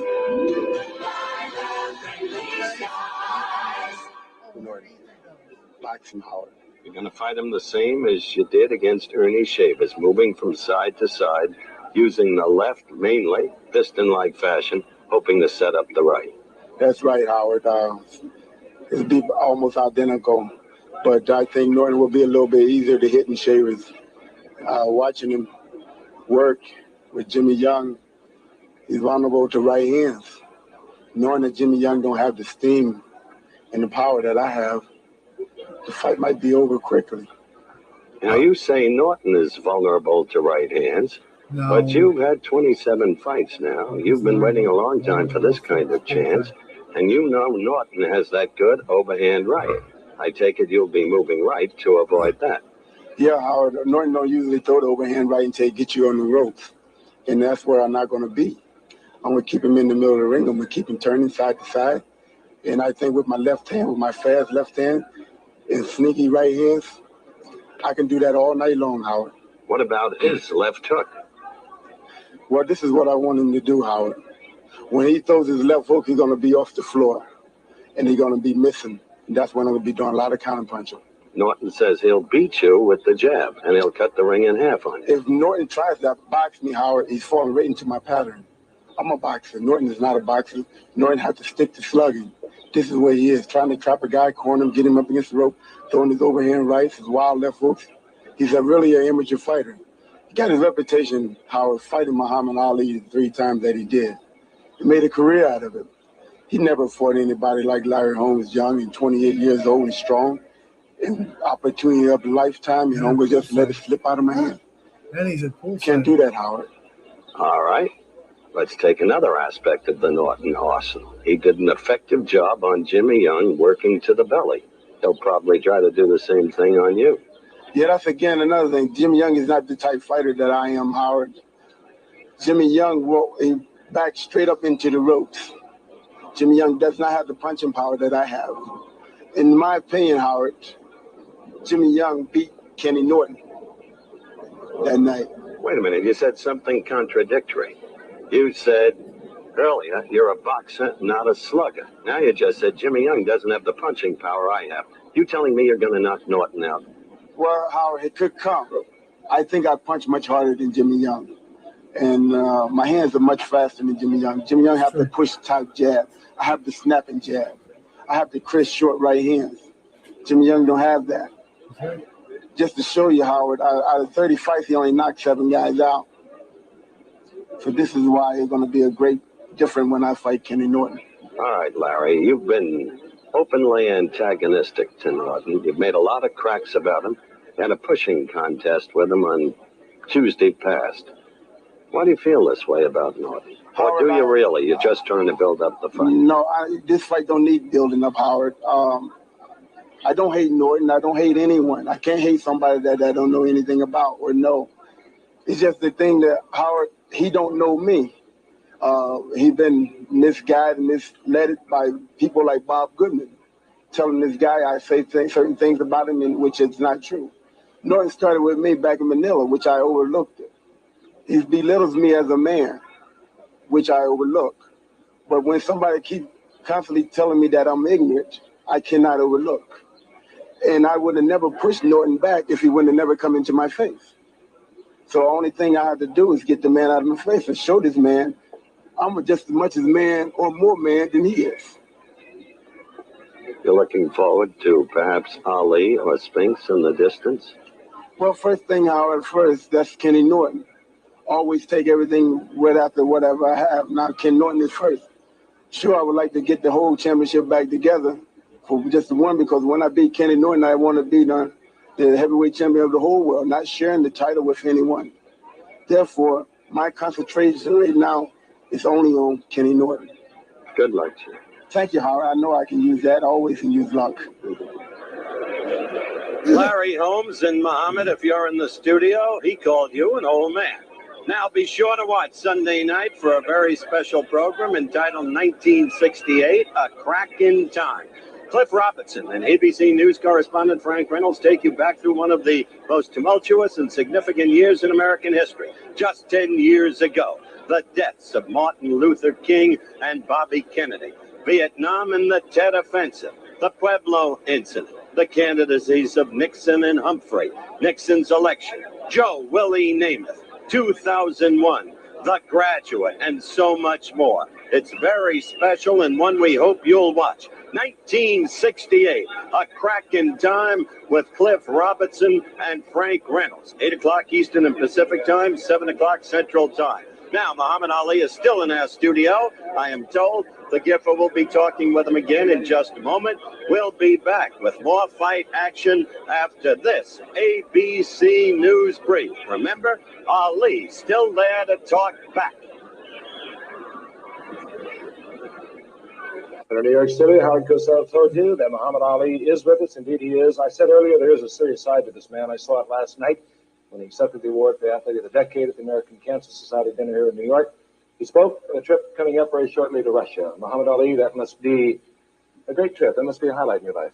This is, I think, the first time an American sportsman has been honored such. We're going to Moscow for about 12 days as a guest of Brezhnev himself. And we are to speak to that Congress, whatever you call it, have dinner with the leader, and also probably box and challenge a few amateurs that they don't turn professional. And we're going to about 4 different cities in Russia. You will be speaking to the Presidium itself. That's right. Aren't you concerned about maybe being drugged into political things? Well, I'm really conscious of that. I understand Mr. Carter, and they're having a few hot words, and I don't want to start no bombs to flying, and I don't want to get caught on and can't get home. So I'd rather just stay on things like sports or whatever. I have nothing to say that can get me in trouble. There are here, because I must return. Well, maybe we can get you in trouble. Of course, we're going to be covering your trip on Wide World of Sports. You'll see it June the 24th. If you want to take that trip in with Muhammad, because he is a trip altogether. Larry Holmes, Kenny Norton, coming up. I just saw Larry Holmes talking. Did you know, the people don't know, so I'm going to tell them, Boxers never did talk until I started. You couldn't get them to say, everybody's talking. Everybody's doing interviews. All of the stuff that is stole from me. Rope-a-doping and adding new things to the game and all. But I think about this fight, let me get off. I think Holmes will win the fight because he's 10 years younger, so he's determined, he's hungry, and he's got nothing to lose. And I think Norton is a little too old. He's 32. But probably, if that is so, I can get by at 36 because I'm with extra weight. But for Tim, 32 is old. And I predict that, we'll see if I'm right, I predict this boy, Larry Holmes, will upset him probably on a split decision. Might be close. Let's ask you a question, Ali. You are 36 years old. We know as athletes that is an age when dreams begin to tire. It's hard to come back. And But don't look at me. Would you continue fighting after this big fight? Well, we're not going to make a statement because I retired twice. I'm retired the next day. It destroys your credibility to keep saying things and don't do it. I just worry about Spinks now. I'm not saying who I'm going to fight next. I'm not saying I'm going to retire, not retire. Let me get Spinks first and then make a statement. I don't want to. That would be another first, though. The first time a champion has ever won heavyweight count. Three times. And now Floyd Patterson won it twice. Johansson beat him. He just got it next year. I won for Liston, had a few setbacks, whatever. 10 years later, be Foreman. Now I'm going to get it back again. And not only that, not just being champion, but being intelligent. Look at these guys trying to talk. They can't talk. I mean, look at their faces. Look at my face and my skin and my hair and my features. You are a piece of work. You are pretty good. And you're also bigger than me. What are you going to do different in this fight? I'm not going to do nothing but dance. Dance and move and dance and don't give it around. Get my weight down to about 210 and not over 215 and dance and realize this is it. I got to go out the runner, break history and do it for 3 times and whoop this man and get him out of the way because that amateur has no right in the same ring with me. I made a mistake, took him lightly, didn't get in shape like Holmes, like Young did tonight, but I will return. And I'm leaving, I'm tired of talking, I'm getting hot. I got to go and watch these 2 ducks, imitators of me, and what are you going to do? In your speech last night, you said you've always remembered where you came from.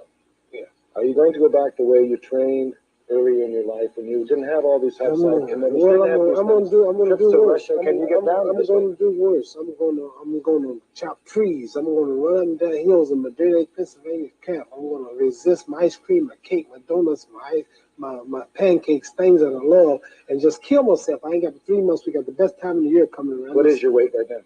Right now, I'm about 227. So you need to get rid of 15 pounds in 3 months. I will do it easy. All I got to do is I got Spinks' picture right in the front of my bed, right over my shower, right over my training gymnasium, and looking with his 2 teeth out, looking down like that. And I look at it every day. I cannot let that man win me because he is too ugly to represent the crown. The champion of the world should be intelligent, tall. Look at me and you look at the camera. And then this would be my show if I had the right connection and complexion to get the protection. It's your show anyway. Everybody's taking it over. Thank you, man. Frank. I'm going now, but I'm kind of one more question you can ask. How would you say you think Holmes will beat Kenny Norton? How would you advise a Kenny Norton? Say you were manager, how would you advise him to fight him? I understand. He's watching weight on now. Sit there. I don't want to tell him because he's a smart aleck. Now I'm cocky because I'm a cocky guy. I'm boastful and I'm conceited acting because it makes money. People know I'm not like that, but he really is. He walks around with his muscles out in his shirt and talking all big and bad. And so I don't want him to hear no advice on how he can win. I don't know who's going to. I'm not. Well, can you give Larry Holmes some advice how to fight Kenny Norton? He knows. He's watching all. He imitates me always. Just keep imitating me, boy. Mohammed, we thank you for coming over. I love your show. I admire your style, but your pay was so cheap, I won't see you for a while. Bye, boy. See you, man. Sorry, Muhammad Ali is one of the rare cats. Great champion, athlete of the decade. We're now about tomorrow, coming up on Wide World of Sports. Muhammad won't be with us, but we'll have a very interesting show coming your way. Watch and listen. Tomorrow on ABC's Wide World of Sport. Skipper, back in our New York studio, has quieted down somewhat. We hope it'll remain quiet for a moment. The NBA had its draft today, the annual draft. They held it here in New York, and as expected, Minnesota's Michael Thompson, a center forward. Okay, back in Las Vegas, Nevada. Look at Larry Holmes in his dressing room as he prepares to come out. He has just been bandaged. Got a quick look at the record. You've met Larry Holmes earlier, up close and personal. Saw a history of his fighting career. Just bandaging his hands now. And if ever a man has been blustery before a fight, it's been Larry Holmes. There they are together. Red Fox to the left and the grand old man of boxing to the right. Had a birthday recently, as you know. Underwent heart surgery in a wheelchair, trying to fight his way back. God bless you, Joe. Good luck to you. He can run, but he can hide. That's Joe Lewis's line. We'll win because we're on God's side. Joe Lewis's line. The Yankee Clipper gets better looking with every passing year. Hall of Famer, of course. 56-game hitting streak. A legend now in baseball. Most proclaim it the most difficult streak or record ever to break. Let's move around to the crowd some more. Roberto Duran, I think the fighter of the decade, probably the best fighter inch for inch and pound for pound alive today. Although as Zarate grows, he may contest that claim. And Arguello is a good puncher, though a stand-up fighter and reasonably easy to hit. So I give the honor to Roberto Duran.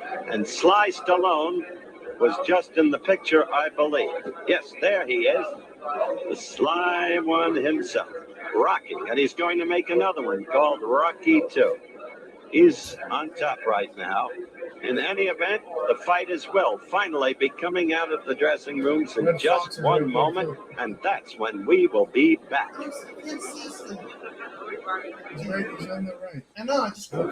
Well, there's an old familiar friend, Tommy Bosley, the father of Ronnie Howard in Happy Days, and remember him? In Fiorello, as the mayor on the Broadway stage, I trust that some of you do. Superb performer. There are more than that around here. Let's pan over, if we can, Chet, to Chevy Chase. When I say Chet, I refer to our illustrious director, Chet 40. And let's be plain, cold, honest about this.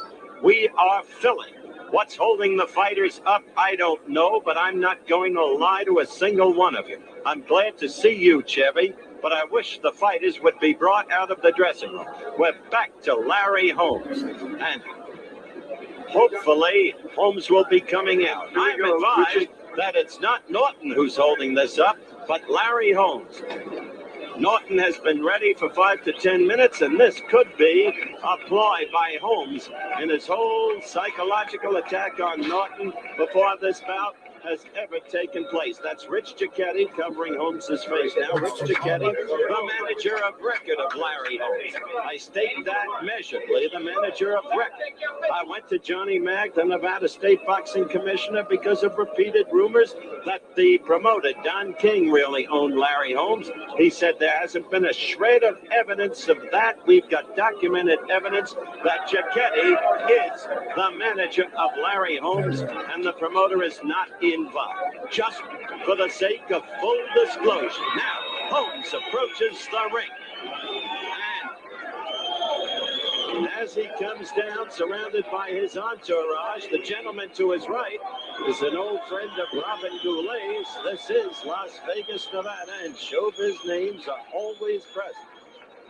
Into the ring comes Larry Holmes. It's a 20-foot ring. You know from the young loss to Ocasio in a stunning upset, you know that the points are scored here on a 10-point must system. The bout is judged by 3 judges at ringside. The referee controls the bout, has no voice in the scoring. The 3 knockdown rule is waived. This is a championship fight. No saving by the bell except the 15th round. Should it go that far when the fight ends? And on his way to the ring now is the ring-wise veteran, Kenny Norton. Kenny Norton being preceded by his group. Kenny Norton, always the perfect gentleman, written about as the victim in a column not too long ago by the gifted writer Peter Mars in the New York Times. The victim because Norton and Ali, Ali and Spinks, you wait long enough, you can even get thick of tongue. Ali and Spinks both refused to fight him, and he deserved the chance. So he's been called a victim, and I think justifiably so. Heard the two fighters talk about their potential strategies. Kenny wanting to cut the ring in half on Holmes. Kenny will also do undoubtedly what he did in the Jimmy Young fight. Go to the stomach if and when he can. Go to the stomach, he says, and the hands fall. So you will get to the head more easily. But he's most effective in point of fact on the ropes. And Holmes says he's never going to be on the ropes. He'll be in ring center. So we'll watch closely as this fight takes place to see how the respective strategies work out. It's so hard to predict this fight. Everybody in Las Vegas has been marking it as a pick'em fight. Why? Because you don't know how good Holmes really is. You don't know, having fought 26 undistinguished opponents, if he's as good as he looked against Shavers or whether or not Shavers was over the hill. I made that point earlier in the telecast. At the same time, you don't know how much Norton has lost through 7 months of inactivity. There's Larry Holmes. We'll be back in a minute. The most important event in recent history. What if it never really happened? We found out 2 months ago it won't work. You guys would all be dead in 3 weeks. What if man's greatest technological achievement was a multi-billion-dollar fraud? Something's wrong, something big. They know I'm onto it and they try to kill me. This is Capricorn 1. All we've got to do is get to any city, any place there are people. The only way the truth can come out is if they live long enough to tell us.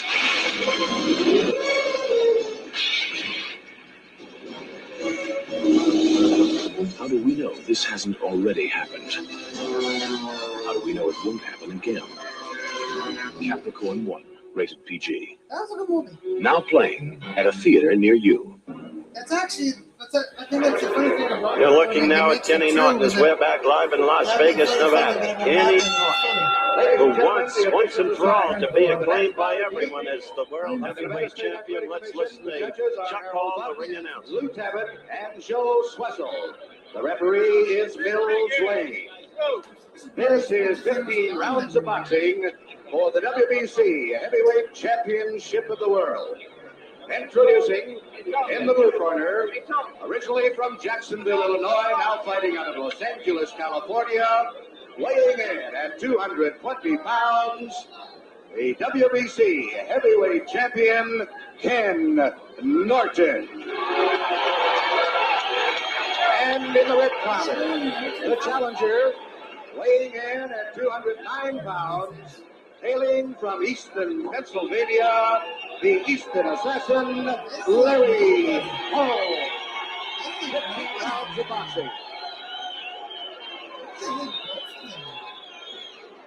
That was Chuck Hall. He introduced the referee. It was Mills Lane. The judges are Joe Swessel, Harold Buck, Bill Kitts. They're all Nevadans, and that must be so, according to Nevada state law, and they're all qualified people as you look at the tail of the tape. You heard me talk with Norton about his real age. He gave it as 32, although with a twinkle in the eye, said age is a state of mind. Holmes is listed there at 26. That's in error. He is 28. He has a slight height advantage. His light 209 for his height. He is quick with his feet. You'll see the steady side-to-side movement. You'll see a piston-like leg if he lives up to what he displayed in the fight against Shavers. Holmes trying to look baleful, perhaps in the manner of the late Sonny Liston. A half sneer across the visage.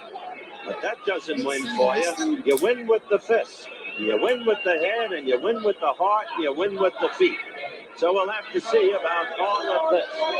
Kenny Norton right above us. We're just down below Norton's corner. Just heard some talk in the corner. This again is live from Las Vegas, Nevada, Caesars Palace. And we've done some big fights here indeed. Two facing one another. And Holmes already making aggressive moves. I think we've really had quite enough of this. Let's try to take place in the ring. Bill Slate is Kenny Norton's trainer. Voted Trainer of the Year by the boxing writers. A very able man at his job. That's Rich Cicchetti right there talking to Larry Holmes.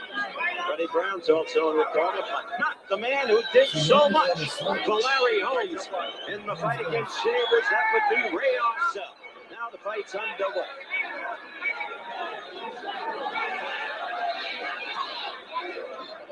Let's see if Holmes can work that left against Norton the way he did. So far, Norton's been picking off the blows. Norton says even in ring center, he can get through to Holmes. Beat Holmes with the jab. Holmes with a right lead that missed. First round action for the WBC heavyweight title.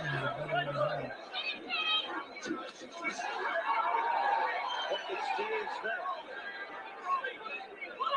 Holmes shot with that leg.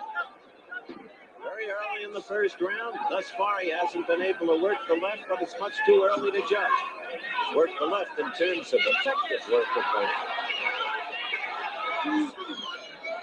Kenny lagging that back leg the way he always does. Peculiar posture. Some say he's over-muscled. Has been away 7 months. Some around here were writing he didn't have a knockout punch, which came as news to those who follow the record. Pollock in 58 seconds, round one. He retired Jerry Quarry. He broke Ali's jaw. He had to have some punching ability to do that. Overall, 32 KO. Got a good overhand right. We haven't seen the left hook recently. Does kind of loop his punches. Caught from the throw, punches straight. Too late to change him. Some have tried. Can't change a fighter's style any more than you can take a late running horse and make him a lead running horse.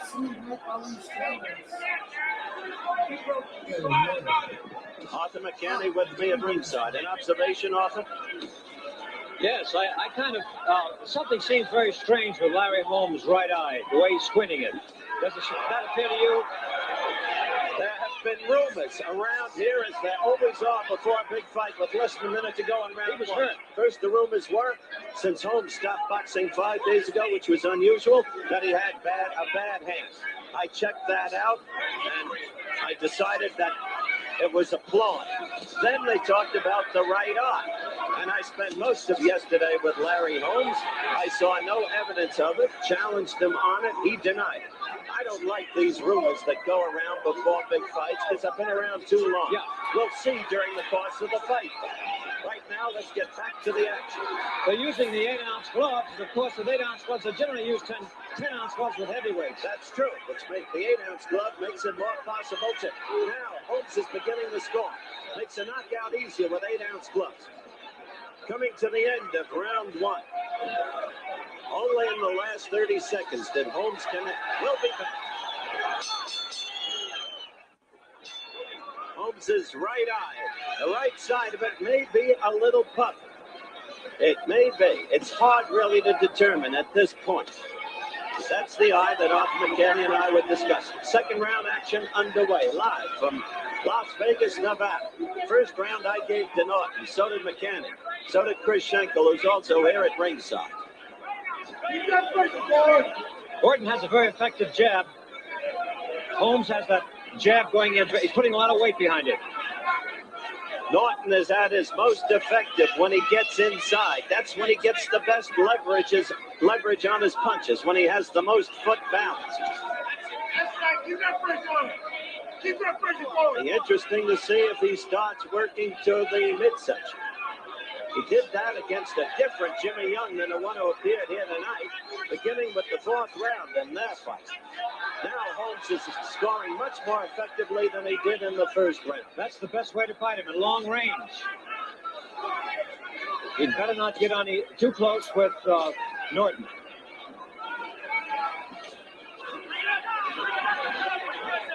This is second round action, ladies and gentlemen, and this one has the look of a good fight. Jimmy Young did tremendous as we look at Holmes connecting with that leg. Young did tremendous damage to his career. Came in woefully out of shape. A distressing performance from his point of view. The kid Ocasio, who beat him in a split decision, is just a kid. He didn't show enough to warrant much long-term hope for the future.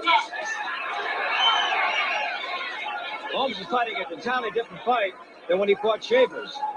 He's not showing in that vein, Arthur. He's not showing the side-to-side movement that he showed in that Shavers fight.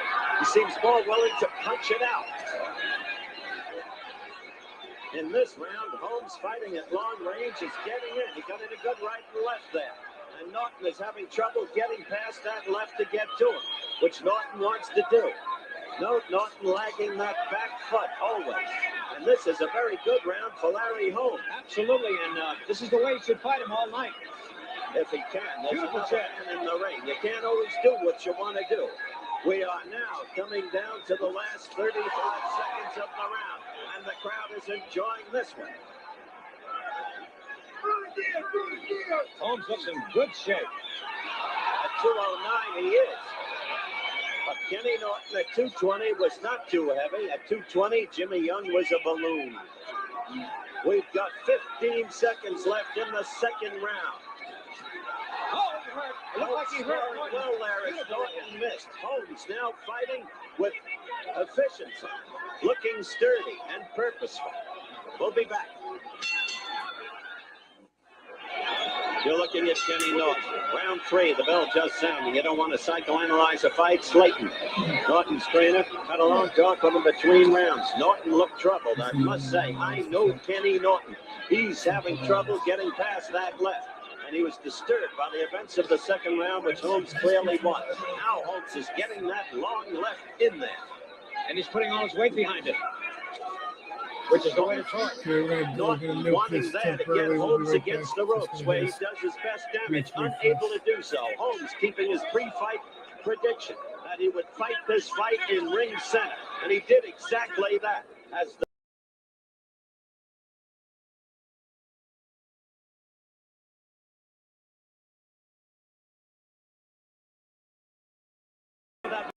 that overhand right of Holmes. Kenny Norton, knowing that for the umpteenth time in his life, he's got a crossroads fight. If he loses this one, that's got to be it for Kenny Norton at his age. Oh, look how low Norton keeps his left hand. He's vulnerable for a right hand. He keeps entirely too low. He's totally unafraid of Holmes's right hand. Holmes is not a knockout puncher. He's willing to take the right if he can get inside. It's the left that's keeping him off as you look at it. And so, here in the third round, Holmes is fighting his fight. Norton is trying to find his kind of fight, but he hasn't been successful except in the first round. Often you're seeing Norton leave himself off balance and open after missing as he tries to get inside but is not able to do so. Again, we're live in Las Vegas, Nevada, and that piston right left keeps moving out and into Norton, keeping Norton away. And Holmes is keeping the fight right in the center of the ring. But finally, Norton got in a good left. There is a redness in Norton's left eye. The left corner of the left eye already from the Holmes lift. Kenny swinging with that looping right, but not connecting. Holmes purposeful. You can see it in his face. It was not bluster, it was real confidence. I wondered if the confidence was apparent or real. It appears to be real. Kenny covering up after a right lead and not scoring any damage with it. Now Kenny is throwing a very effective jab. Howard. Yeah, there he goes. That was a good left jab by Kenny. Kenny had said he beat Norton with the left jab, but only on infrequent occasions has he been able to do that. The end of the third round coming up. Good fight so far.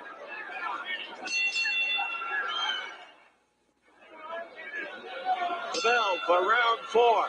Kenny Norton again getting a long talking to from his trainer, Bill Slayton. And Holmes trying to pick up right where he left off. So far, in 2 of the 3 rounds, Holmes has fought his fight. And Norton's not been able to do anything about it. Thus, Kenny can't fight his fight. Be interesting to see if Kenny can get inside of Holmes. Right there, a left and a right. A left to the belly. he may start trying to go to that belly. This is the fourth round. That's when he tried to against Jimmy Young. Norton is trying to get on the inside, but Holmes won't permit him to get in. That's the storyline of this fight so far. Holmes making his fight. Right there. Sidewise left by Kenny Norton. I would like to see Holmes keep his left up a little higher now. It's Kenny Norton got a good left to Holmes' head. Now, Holmes reverting to the left jab, which is a stinging left jab. Not just, in most cases, a flicking jab, but a stinging jab. Yeah, he has all his weight behind it. Holmes carries that left low. He's open for the right in that posture. And that's what Norton is trying to set. But look there. 3 quick lefts in a row by Holmes. You can see this strategy evolve in front of your very eyes. Holmes fighting Norton only partially in the way he fought Shavers. Only partially because he has not found it necessary to maintain lateral movement. On his toes, dancing left and sometimes going back right. There's something that I noticed, Howard. Holmes is raising his right elbow when Norton throws that wild left hook, and he's catching it with it. This is fourth round action, ladies and gentlemen. That was the voice of Arthur McCann. Holmes with a good quick combination on the inside. Holmes dominating this fight. Kenny trying to cover. There it is. That's the right that's going to work, because Kenny is keeping his left entirely too low. Kenny getting in an occasional left, but not able to get past that left of Holmes. As you watch Kenny fight Holmes, don't you wonder why he gave Ali so much trouble? Because certainly Ali's left has been a super weapon through the years. And when Kenny fought Ali, Ali was a lot younger. If you're in the studio, Muhammad, keep listening. Holmes is in no way afraid of Cam, the way he's boxing him. He's doing an excellent job. We're coming to the end of the fourth round. Holmes at present in command. Let's quick look at Larry Holmes, the bell for the fifth round. We're right under Norton's corner during the break between rounds. He was being told Norton was to relax, to feint easier, and then to use his left. Said the way you're doing it now, Horton comes in with his left in response to you, and he's jabbing in, doubling up on his dose. 30 seconds now into round 5. And Norton is a troubled fighter. It's a scheduled 15-rounder. Holmes has never gone 15, but Norton is really a troubled fighter. His movement seemed jerky at this point. He's coping with himself, grappling with himself, trying to figure out how to get inside. Look at Holmes, pawing with that left, the way you so often used to see Ali do. Norton is going right into that jab all the time. Basic storyline here, folks, is simple for you to follow, even if you're not boxing fans. Larry Holmes is controlling this fight through the use of the right hand. The best blow by Norton in the fight. He got in a stinging right to the left cheek of Larry Holmes. Holmes had dropped his left. I told you Holmes is keeping his left low, and Norton finally got in a stinging right. That may renew Kenny's confidence, because I've told you that Kenny, and I've known it for years, has the look of a troubled fighter. But look at Holmes coming back with the combination. Now Holmes, Howard, should start dancing. Well, maybe so, but I'll tell you right now, Holmes is not a knockout puncher, and Norton knows that. And that's one thing Norton has going for him. It's that piston-like left. Now they're telling Norton from his corner, over the top, get over that left and get to him with his right. Holmes is really scoring now. Right apart from that stinging right, this has again been Larry Holmes' round. Look at that left getting in. That was a nice left jab on Norton's part. Two beautiful jabs. This is fifth round action. Norton's trying desperately to land that right hand. He just can't do it. He did once, just once.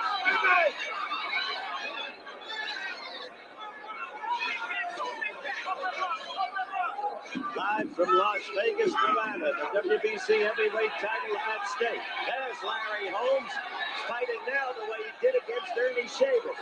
On the toes, dancing, moving, forcing Norton to chase him. And then quickly, the piston-like left. I have covered at least 6 of Holmes' prior fights. I saw a guy named Tommy Prater give him a tough go right aboard the aircraft carrier Lexington off Pensacola. I never dreamed Holmes could have this class as a fighter, but he does. We'll be back. Back, and let's look at 5th round action. Kenny Norton getting in his best blow of the fight, but Holmes otherwise dominating the round. The bell is rung for the 6th round. The fighters go at it. Kenny Norton in the blue trunks, Larry Holmes in the white, and Larry starts right in with that long, straight left. Getting through. See, half the time, Kenny Norton seems to be pawing with that left. Yeah, but did you see the way he threw that left hook? And Norton threw the left hook, and Holmes just brought that left elbow right up.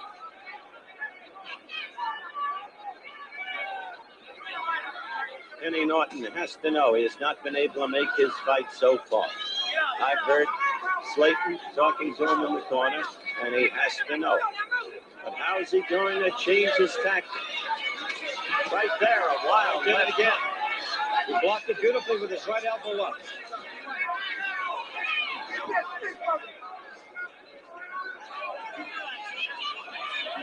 Kenny seems to fear that right hand coming across. There begins to grow a kind of acceptance, it seems to me, on Norton's cross. I don't mean an acceptance of defeat, but he is puzzled. He can't make it work. In the pre-fight conversations, he obviously thought he could get inside. But Holmes has made his prediction stick. This fight has been almost solely in ring center. And Holmes has been able to do nothing about it. Only once, and then just for a brief instant, was Holmes pinned against the ropes. Not enough time for Kenny to do what he wanted to do. And so you see Kenny in the main, pawing with that left, as you just did, trying to come into the belly with a right. But Holmes is pawing in, Holmes is scoring steadily with that left. It's clearly the dominant blow of the match, again and again and again. It's fallen into, as Holmes put it, his pattern. Good right fight. That overhand right by Norton. That's his hope for the fight. Clearly, he came in with it, and it's gone. Holmes with the low left, and Kenny again with a right. Now, if he can get in enough of those, Kenny will be able to begin to make his fight. You can be sure, because Holmes will begin to decline from the power of the punishment. Holmes has settled down a lot now. He ought to start like he's dancing now. This is the only way to fight Kenny. We're in the final 15 seconds of round 6, and Holmes is now evidencing the kind of movement again that he showed against Shaver. And he knew he had to do it. He's fighting cleverly because he was stopped by the Norton right. We'll be back. All right, we're back live, and watch right now. That was Norton's second stinging right of the night.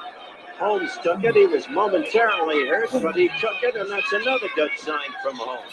Holmes, in my book, won the last round. Arthur McCanny's too. And I've given Holmes every round since the second. 5 rounds to 1. We gave Kenny Norton the first round.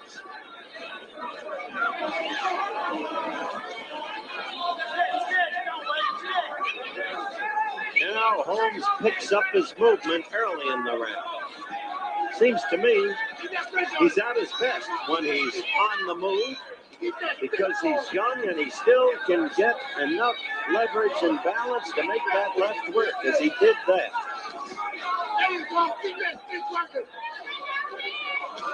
That's absolutely right, Howard. That's a great observation you made. Keep on the move, and this is the way he'll beat Kenny.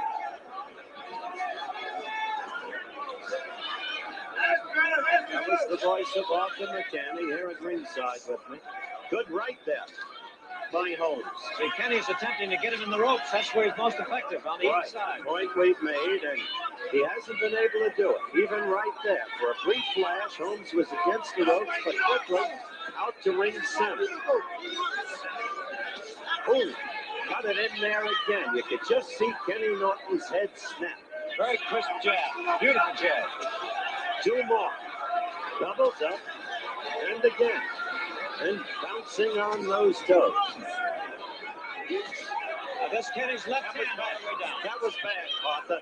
He threw a right. Holmes did. He was off balance when he threw it, and he left himself vulnerable. It was in the air. But such is the state of Kenny Norton that he couldn't take advantage of it.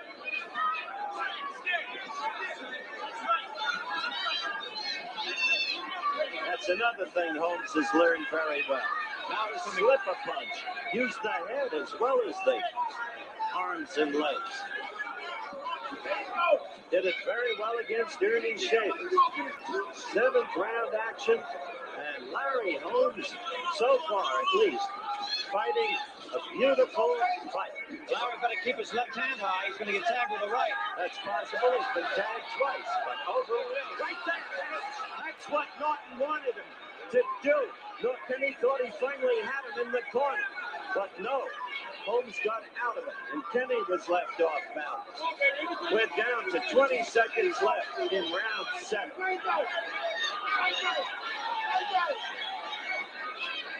So, all the rumors about the bad head, all the rumors about the eye, so far, prove to be what they usually are. Gone. Kenny trying to work to the middle. Over that left eye, just above the left eye. There's a gap, and that can kill a fighter, as you know. Blood flowing down his line, and Holmes senses all of this. Watch from his corner, comes out fighting, smoking. This is the way Holmes would like to end it. Beautiful slip then. Bring Norton down. Kenny suddenly with 2 good straight left jabs that he connected with. Hadn't been able to do it throughout the fight. Fighting for his life now. That's what they told him in his corner. He keeps walking into that jab all the time, Kenny does. Oh, Norton in this round so far is working his own left jab better than he's worked it anywhere in the fight since the first round. Got to be worried about that left eye, which is tough. Blood starts to come from that.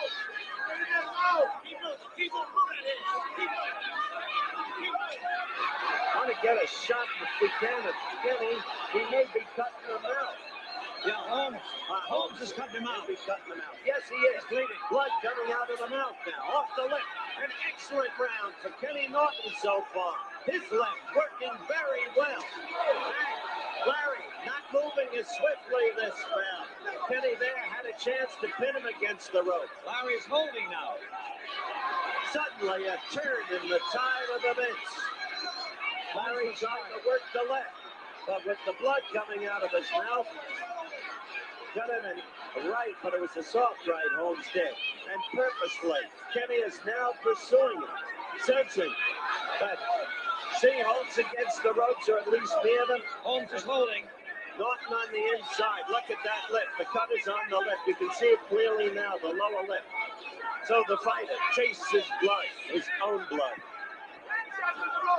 Not a happy experience, I'll tell you. This is definitely Ken's best round. Oh, he's got it. This round, clearly, it's Ken Norton's round. No question about it. Up to this point, we've got 40 seconds left in the round. Now, Holmes dancing, getting in a couple of jabs, but there's Kenny's left. Holmes with a right, but this round, Norton has made his left jab work for him, and that's been the difference. 2 good quick lefts by Holmes, but a left and a right by Norton. Kenny now, much more aggressive. You can see that he feels suddenly that he can handle this situation, going down to the belly. Once he can fight his kind of fight, he's an excellent tactical fighter. Holmes better get off the ropes. About it. And so it ended with Norton on the rope, with Holmes on the ropes and Norton giving it to him. And suddenly, in the 8th round, Norton had a big round. We had given 6 in a row to Holmes. So the fight is still, from our point of view, one-sided. But it is Norton who has the punch. Let's look. They're working on that now. Okay. Trying to pick up the conversation.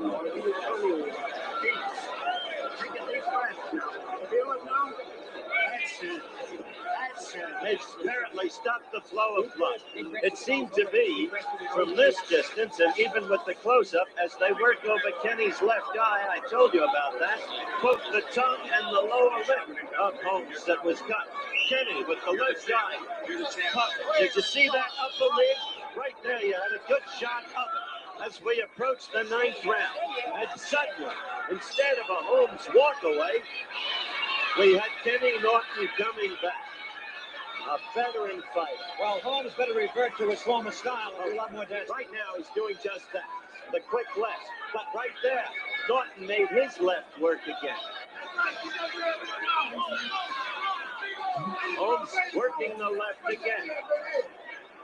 Kenny, who made his left work for him in the 8th round. Let's see if he can sustain.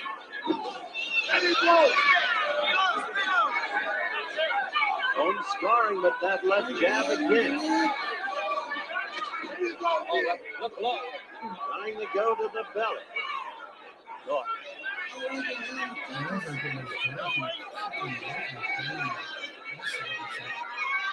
Holmes is beating into the punch.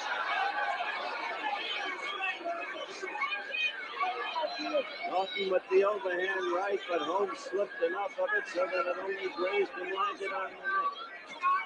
But Kenny is somehow getting that left in better. That blow was a touch low. Holmes is not dancing this round, not yet anyway, which could be a mistake. He's starting to bleed again. Holmes is starting to bleed again. But he's making the left work much more effectively in this round. Back to the pattern of the earlier rounds. A beautiful flicking left.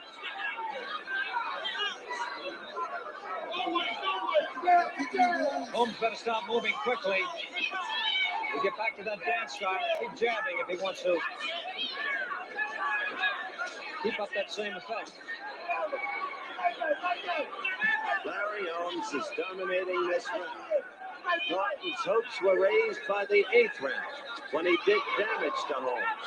Right there, Norton with a wild left. But didn't damage Holmes because he was moving. Now he's trying to get to him again, Norton is, but not successful. 9th round action. We have had no knockdowns. Scheduled 15-rounder, WBC heavyweight title at stake. Holmes is now connecting again with regularity. Good right by Kenny Norton suddenly. We raise our voice at a Norton right because he's the one with the knockout power.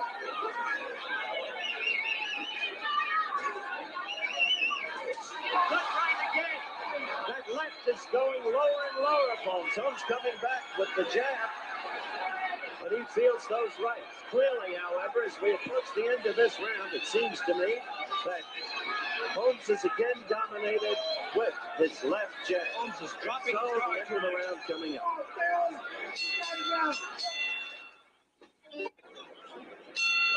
Back live.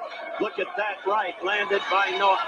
The bell for the start of the 10th round. It must be said that Holmes has taken the best that Norton could throw. Larry is in superb condition. And if he's been materially hurt, he hasn't shown. Never staggered. Right there, Holmes was off balance and Norton's left got in. I kind of feel that his corner, Kenny Norton's corner, asked him to throw those straight lefts and rights. Look at that straight left. Norton has made his left work in the, that's it, 8th round. In the 9th round, Holmes scored much more frequently, but Norton scored more cleanly and perhaps more effectively. Overall, clearly, Holmes would be the winner at this point by a decision. Because basically, this fight has been fought Larry Holmes' way. Now Holmes is on the toes, moving. Larry has to keep his arms up. Well, it's the left that keeps coming down, but it's the left he brings up to jab with. See? He's no Ali, that's for sure. I mean, the Ali in his prime. Ali could do that and did that. He's trying to imitate Ali.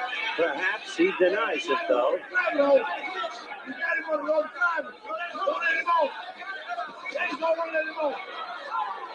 That's a big swelling over Holmes's left eye. Blood has come from the mouth of Holmes.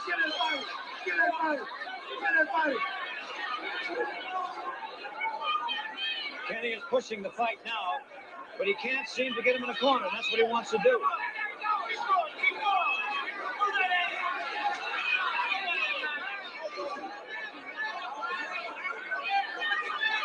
This is 10th round action. At some point, but you see Norton making that left work now the way he couldn't during the second through the 7th round. He started doing it in the 8th round, Arthur. He straightened his punches. But look there, Larry Holmes coming back. So hard to give Holmes credibility as a fighter before the Shavers bout. After that, so many of the scribes still question him. Holmes really has developed. Holmes doesn't seem to have much power in that right hand. He's not a knockout punch. No. He really is. And that's one of the best things Norton had going for him coming into this fight. He knows that he's not likely to be knocked out, though clearly any man who's 209 pounds can knock out another man if everything is perfectly right.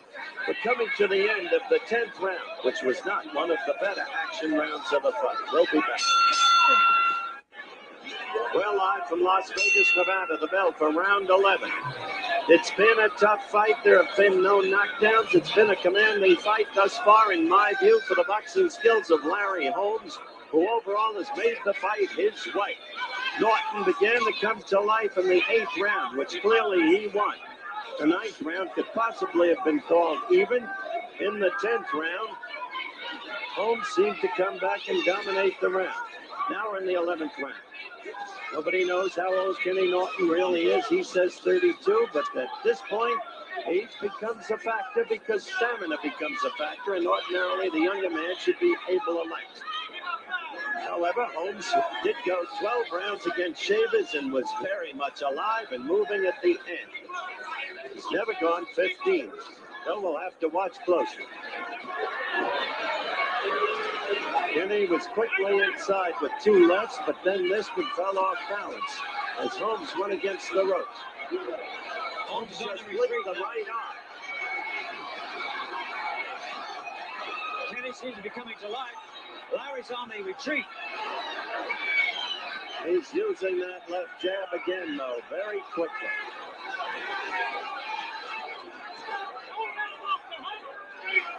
Kenny is the aggressor in this round so far.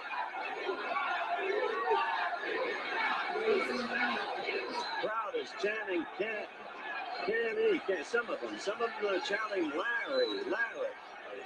Mixed emotions here, Capacity House. Larry steadily moving. But off balance. As you notice the way he threw that right hand completely off balance. Norton pursuing. Norton with a good left, but left his feet to deliver it, leaving himself open in the body.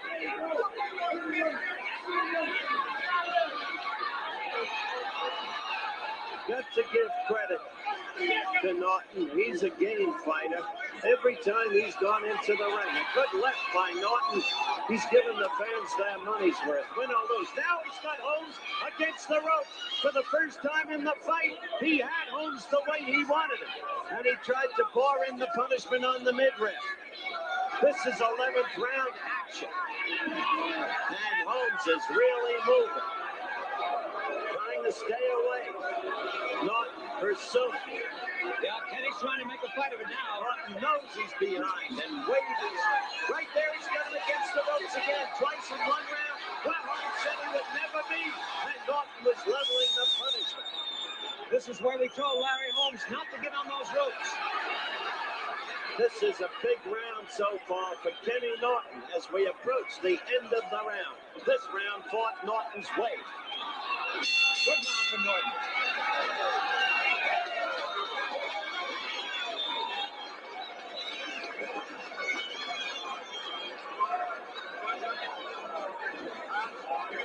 Give me the spot, Daryl. Spot. We're here still. We're staying here between rounds. You saw them working on Norton's left arm, clearing up Larry Holmes' mouth again as much as possible. Fatigue may be setting in a little bit on the younger man, Larry Holmes, if the 11th round was any index. Nope. What they've done above Kenny Norton's left arm. Norton getting instructions again from his trainer. And certainly there has to be renewed hope in Norton's corner. There are 4 rounds still to go. We're waiting on the start of round 12. And Kenny really came to life in that 11th round. There's the bell.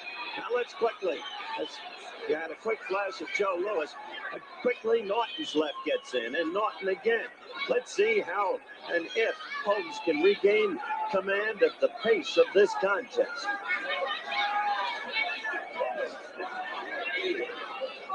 Now Holmes is going back to the style that he employed in the first 2 or 3 rounds. Steady jab.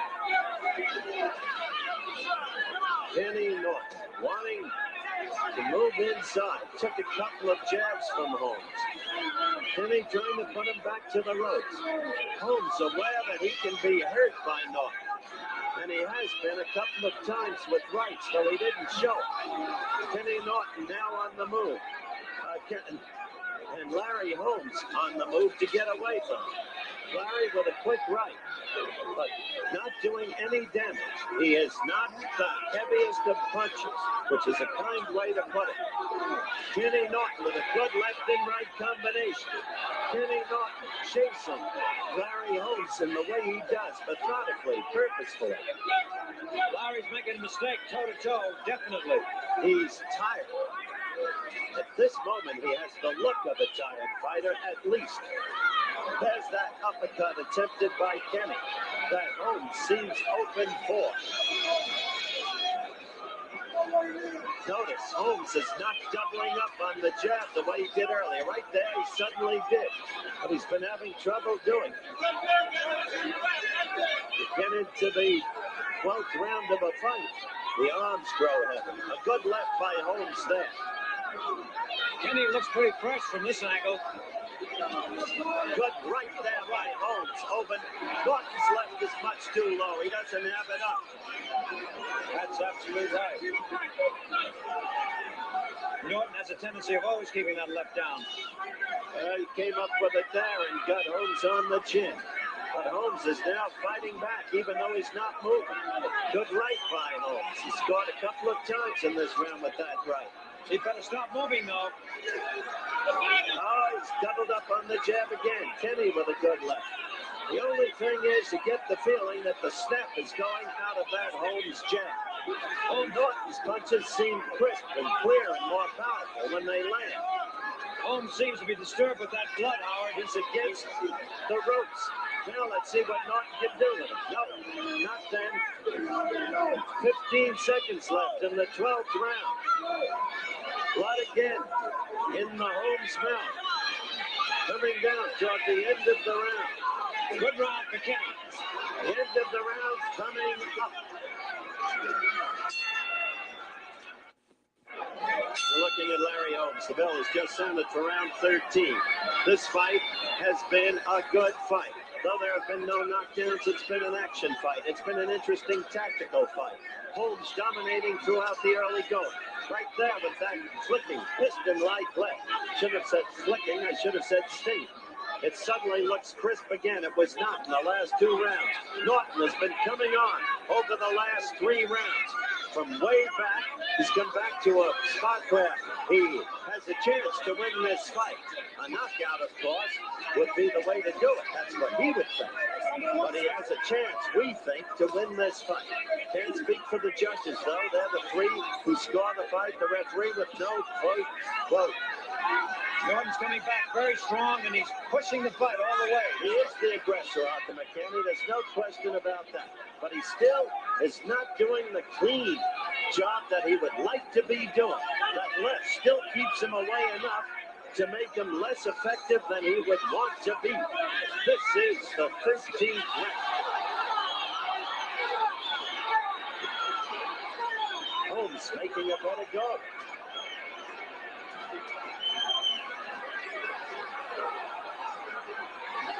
When you've been back as far as Norton was in this fight, you've got to come on more strongly than he's showing in this round. Holmes is making a good comeback in this round. That left is working for him again. Even though he's not moving laterally, he is commanding the fight the way he did in the earlier rounds. This may convince a lot of skeptics about Larry Holmes. He's doing a great job in this round. He really is. He hurt Norton there with his right. He used the left and right in combination and hurt Norton. Another right hurt Norton in a left. A good big round for Larry Holmes, just when he wanted it to reestablish command of the fight. Yeah, he's beating Kenny to everything now. All the skeptics who said Holmes didn't have it. Skeptics who went back to the time Bobbitt chewed them up at West Point. Skeptics who said he never fought anybody, and then an old man in shavers. Holmes may change their mind with this. Holmes' right is working. Holmes has really got Norton in trouble now. He's there. Norton's half staggered. He's working Norton over. A tremendous round for Larry Holmes. Norton the good right. And Norton desperately trying to fight back. We're coming up to the end of the round. Less than 15 seconds to go. A tremendous round for Larry Holmes. Kenny Norton really hurt. Holmes trying to measure. Here's the end of the round. Will not go to a commercial. The crowd on its feet, cheering for Larry Holmes. You can see this crowd. They knew that suddenly Holmes had retaken command. When it looked like Norton was getting back into the fight, you talk about shifting tides and ebb and flow. There's Kenny Norton as they work over. He's a hurt fighter physically. He's a tired fighter physically. He's a damaged fighter mentally and emotionally because of the kind of pride and self-respect that man has. He desperately wanted to win this fight. He knows that time is running out on him, and one talk with me said, I am getting old. But he didn't want to lose to this man. And at this point, unless he pulls a miracle, he has the bell for round 14.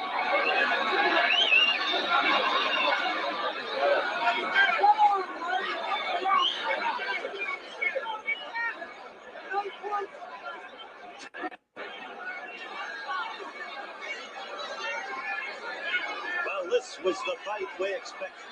We didn't expect the draft listless, let-down performance of woefully out-of-shape Jimmy Young. He may have killed off his own career. A man who beat Lyle in Foreman, losing to a near amateur. Kenny has slowed down a great deal now. Kenny hopefully off balance after that miss. In desperate trouble, but still gamely fighting on. 14th round action. All of the ill feeling between the two, while still there, latently vanishing in the face of the action. Each desperately trying to get at the up, but Holmes succeeded because of that left. Now on the inside, Norton trying to come through with the uppercut. This is the time, Arthur, that Larry Holmes should be moving. He's got the fight in control. This is the time he should be moving. Instead, he's giving Norton a chance to come back. Maybe it's just fatigue after the brilliant effort of the 13th round. But there is no movement thus far. And Larry Holmes in the 14th round. And Norton got in a good right. And Norton is scoring. Larry's very tired. That's why he can't fight. He can't move. He's trying to move right now, up and down. Suddenly, in the last 4 or 5 rounds, the tide of this fight, after total domination by Larry Holmes. The WBC heavyweight title at stake. Norton using the uppercut on the inside. Now Holmes got the right there. Norton scoring again. Holmes visibly fatigued. The legs not moving. Norton scoring with quick combinations to the head. On the inside with those short, crisp blows. That's where he's so effective. So suddenly Norton comes up with a good round. When it appeared he was ready to be taken. He's trying to go out in the 13th round. He is back with a vengeance in the 14th round. The question, is it possible in the judge's mind for Norton to have made up in the later rounds, exclusive of the 13th, the points he lost in the earlier? Look at Holmes, he half staggered there. He's against the rope. He can't move. He can't get out of the way. And now he's trying to fight back, but Norton has him in the corner. Norton is equally tired. I said the arms grow heavy, but he's working him over. We're almost at the end of the 14th round. Big for Kenny Norton.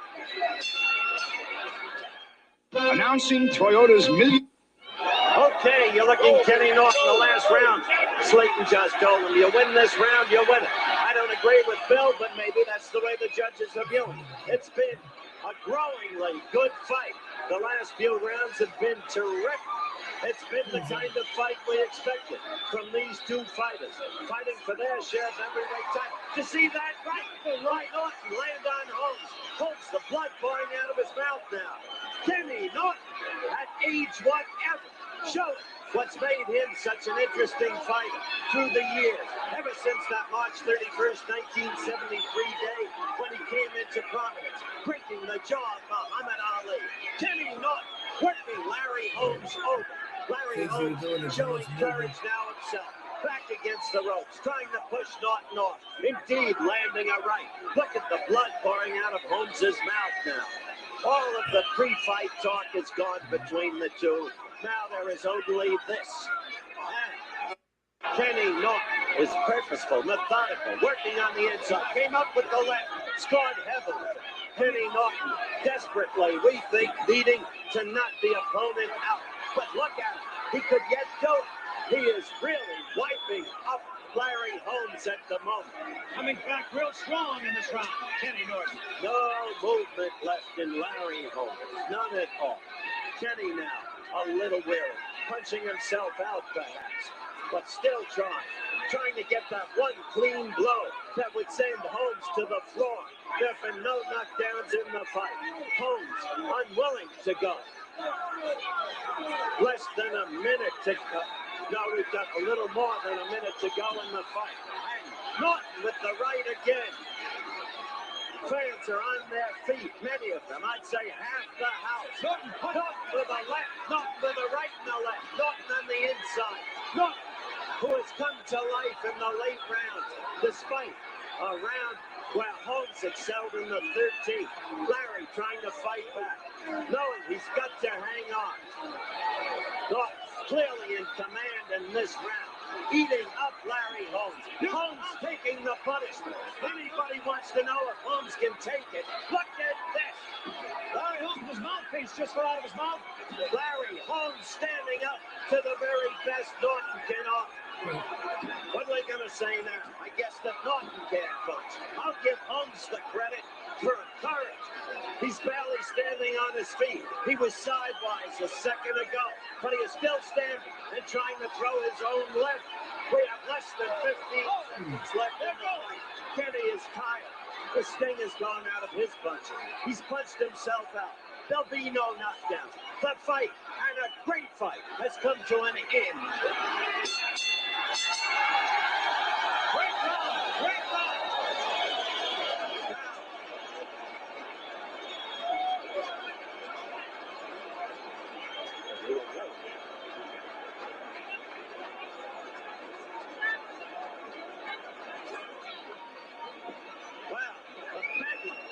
Overtaken us. Fans trying to pour over us up into the ring. The scene in the ring is pure battle. I tell you, I've heard a lot of labels placed on Larry Holmes through the years. And I've been with boxing 25 years. But I never saw a guy put on a gutsier stand at the end of a fight than Larry Holmes just did. And as for Kenny Norton, through all of the years, and despite the advancing years, to have come back the way he did, it's hard now to tell how the judges are going to score this fight. It really is. Holmes had built up such a commanding lead. But you can't tell about judges. We've learned that through the years with all of the controversial decisions. However, if Holmes has won this fight, and this is the end for Kenny Norton, which it doubtless would be under such circumstances, he goes out in the very real sense, the winner, the moral courage of the man, the decency of the man, the gentlemanliness with which he's comported himself through the years. This is a class guy. Kenny Norton. Now, we're waiting, of course, on the decision. Absolute bedlam in the ring. They needed many more security guards here than they have. Fans packed on the ring apron as you look at Larry Holmes, who's tired, who's all but used up. He was ready to go. As Norton seemed ready to go in the 13th, Holmes seemed ready to go in the 50th. But neither man went. So you folks who stayed with us, have seen for yourselves an exceptional fight. It started out as a one-man fight because of the way Holmes maintained control with that piston-like left. Look at that ring. That's what I was talking about. Now, the announcement. We have a split decision. Judge Harold Buck scores 143, 142, Holmes. Judge Lippett scores 143, 142, Norton. How close? How close? Judge Joe Swessel scores it 143, 142 for the new WBC executive of the world. Based upon that early lead, Holmes has been declared the winner. Now I can't see from my position into that melee. Look at that ring. I haven't seen one like this. And this is a lesson for the people here to ring that ring with security guards. The fighters themselves, as fatigued as they are, could get hurt. But 143, 142, two judges voted for Larry Holmes and the other for Kenny Norton. 143, 142. Larry Holmes crying with joy. He has now got a share of the heavyweight championship of the world. And it would be interesting, wouldn't it, with the way that young man fought tonight, to see him against the two gentlemen fighting for the other share of the crown. It would be interesting indeed. We'll know more about the other two gentlemen on September 15th. Now look at Kenny Norton. That's what I mean. Fought his way through the crowd to shake the hands of the man who beat him. Can I talk to Kenny? Kenny! I don't know if we'll ever get to Larry Holmes. Bill! I'm talking to Bill Slayton now, ladies and gentlemen. Bill, I'd like to talk to Kenny for a moment, if I can. I know how tired he is, and I know how distressed he is. Kenny, can I talk to you for just 1 minute? You know how deeply I feel about you, and I thought, even though the decision went against you, Kenny, our camera's right here, I thought you were just so valiant. He built up a big lead on you. You came back, and you can be very, very proud of yourself, my friend. I made a big mistake, however, not applying pressure early in the fight.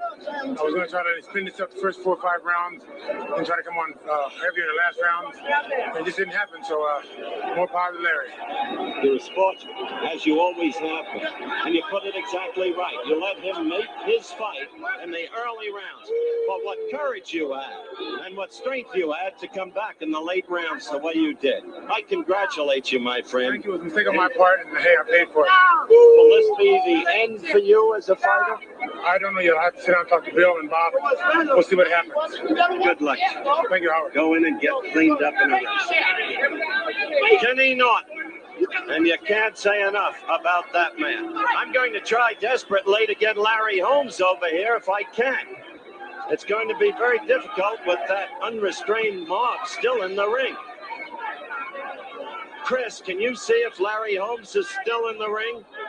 I can't even tell from our monitor. Yes, apparently he is. Let's see if we can get him over here.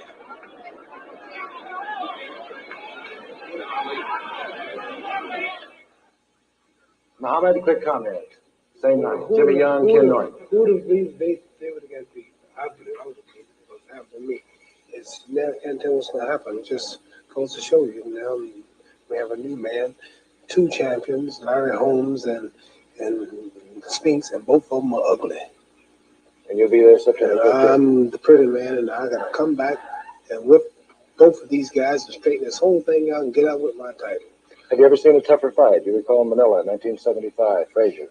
I think that was much tougher with just all Frazier Manila fight. Also, me and Norton, number 2.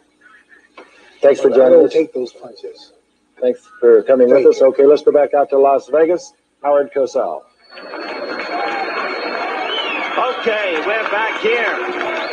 Larry Holmes is in his dressing room. You see him stretched out. They're working over him. He's half dead from fatigue. Okay. That's about the story here and now.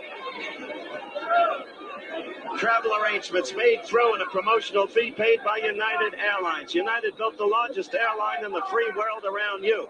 This has been an exclusive presentation of ABC Sports, recognized around the world as the leader in sports television. Larry Holmes, the winner. Howard Cosell, Arthur Mechanic, Chris Schenkel. So it's a new hour of comedy when...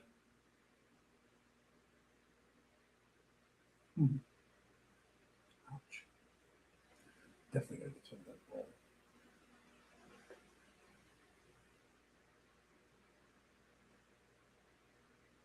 Lagging behind a little bit.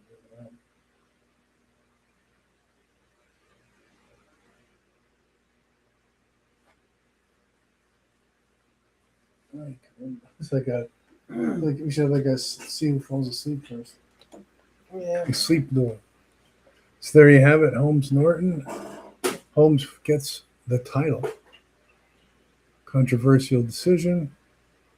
Some think he won, some think he lost, but he's got his foot in the door now. It is Don King's organization also, but no, there's that.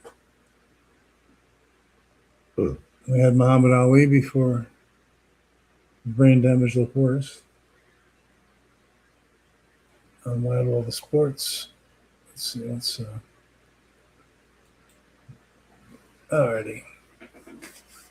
So we're back, and we hope you enjoyed the show. And tomorrow, before we can completely fall asleep, we'll be back tomorrow with some other matches of that. We threw the Ocasio win in. Yorgi felt a little generous towards the general public, so he's just that kind of guy. You know? Give you the shirt off of his back, usually, as long as it's not food. So we hope you enjoyed that. Like, subscribe, comment, please comment by all means. Yorgi likes your comments, and it's the lifeblood. It's the wind beneath his wings. So we'll be back with Yorgi's amazing program. You know what the amazing program is, right? Do you remember? Yeah. All right. It's called what?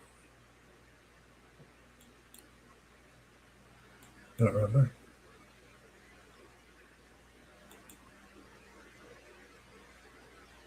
It's Holmes. There's no place like Holmes. Remember that? Yeah. All right. Now, what happened to? Let's see. I'm trying to get down here.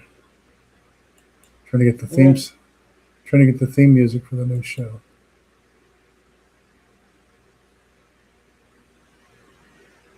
For the current series. We had remember the other series we had? We had about Benitez. Yeah. And we had the Ellen Minter project. There's that one. Yep. So I'm trying to get that Hearns folder. It's probably in there. Oh, here it is.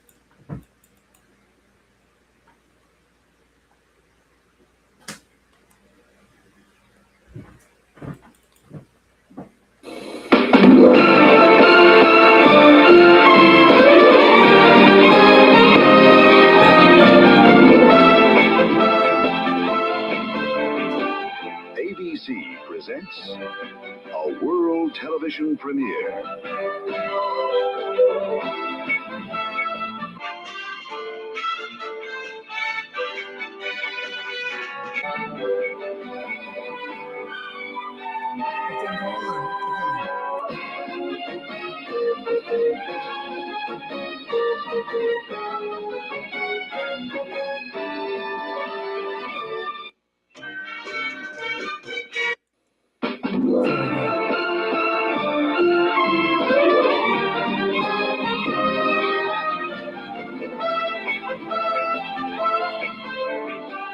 ABC presents a world television premiere.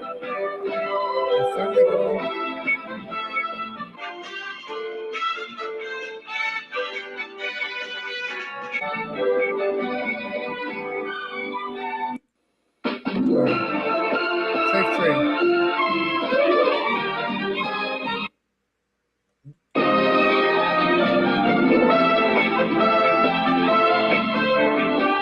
ABC presents a world television premiere.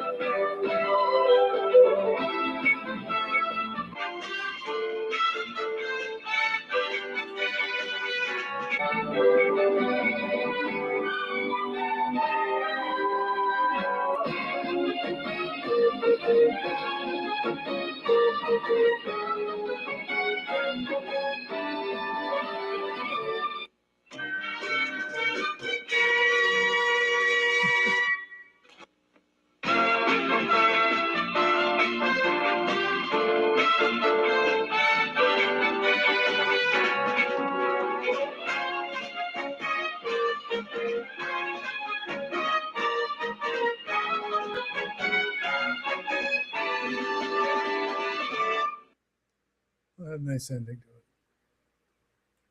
to it. Well, excuse me. This is the cold and flu season, you know.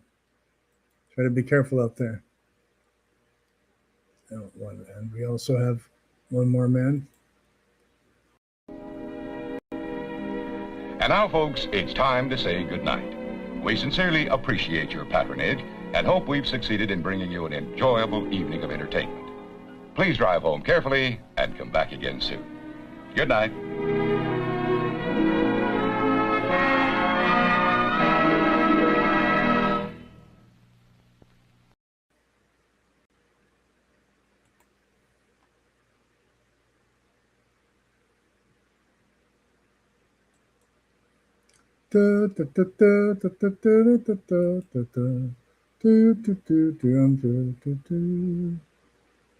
All right. Anyway, good night. God bless. Have a great tomorrow and even better tonight. Hope you get good sleep and all that, and have a prosperous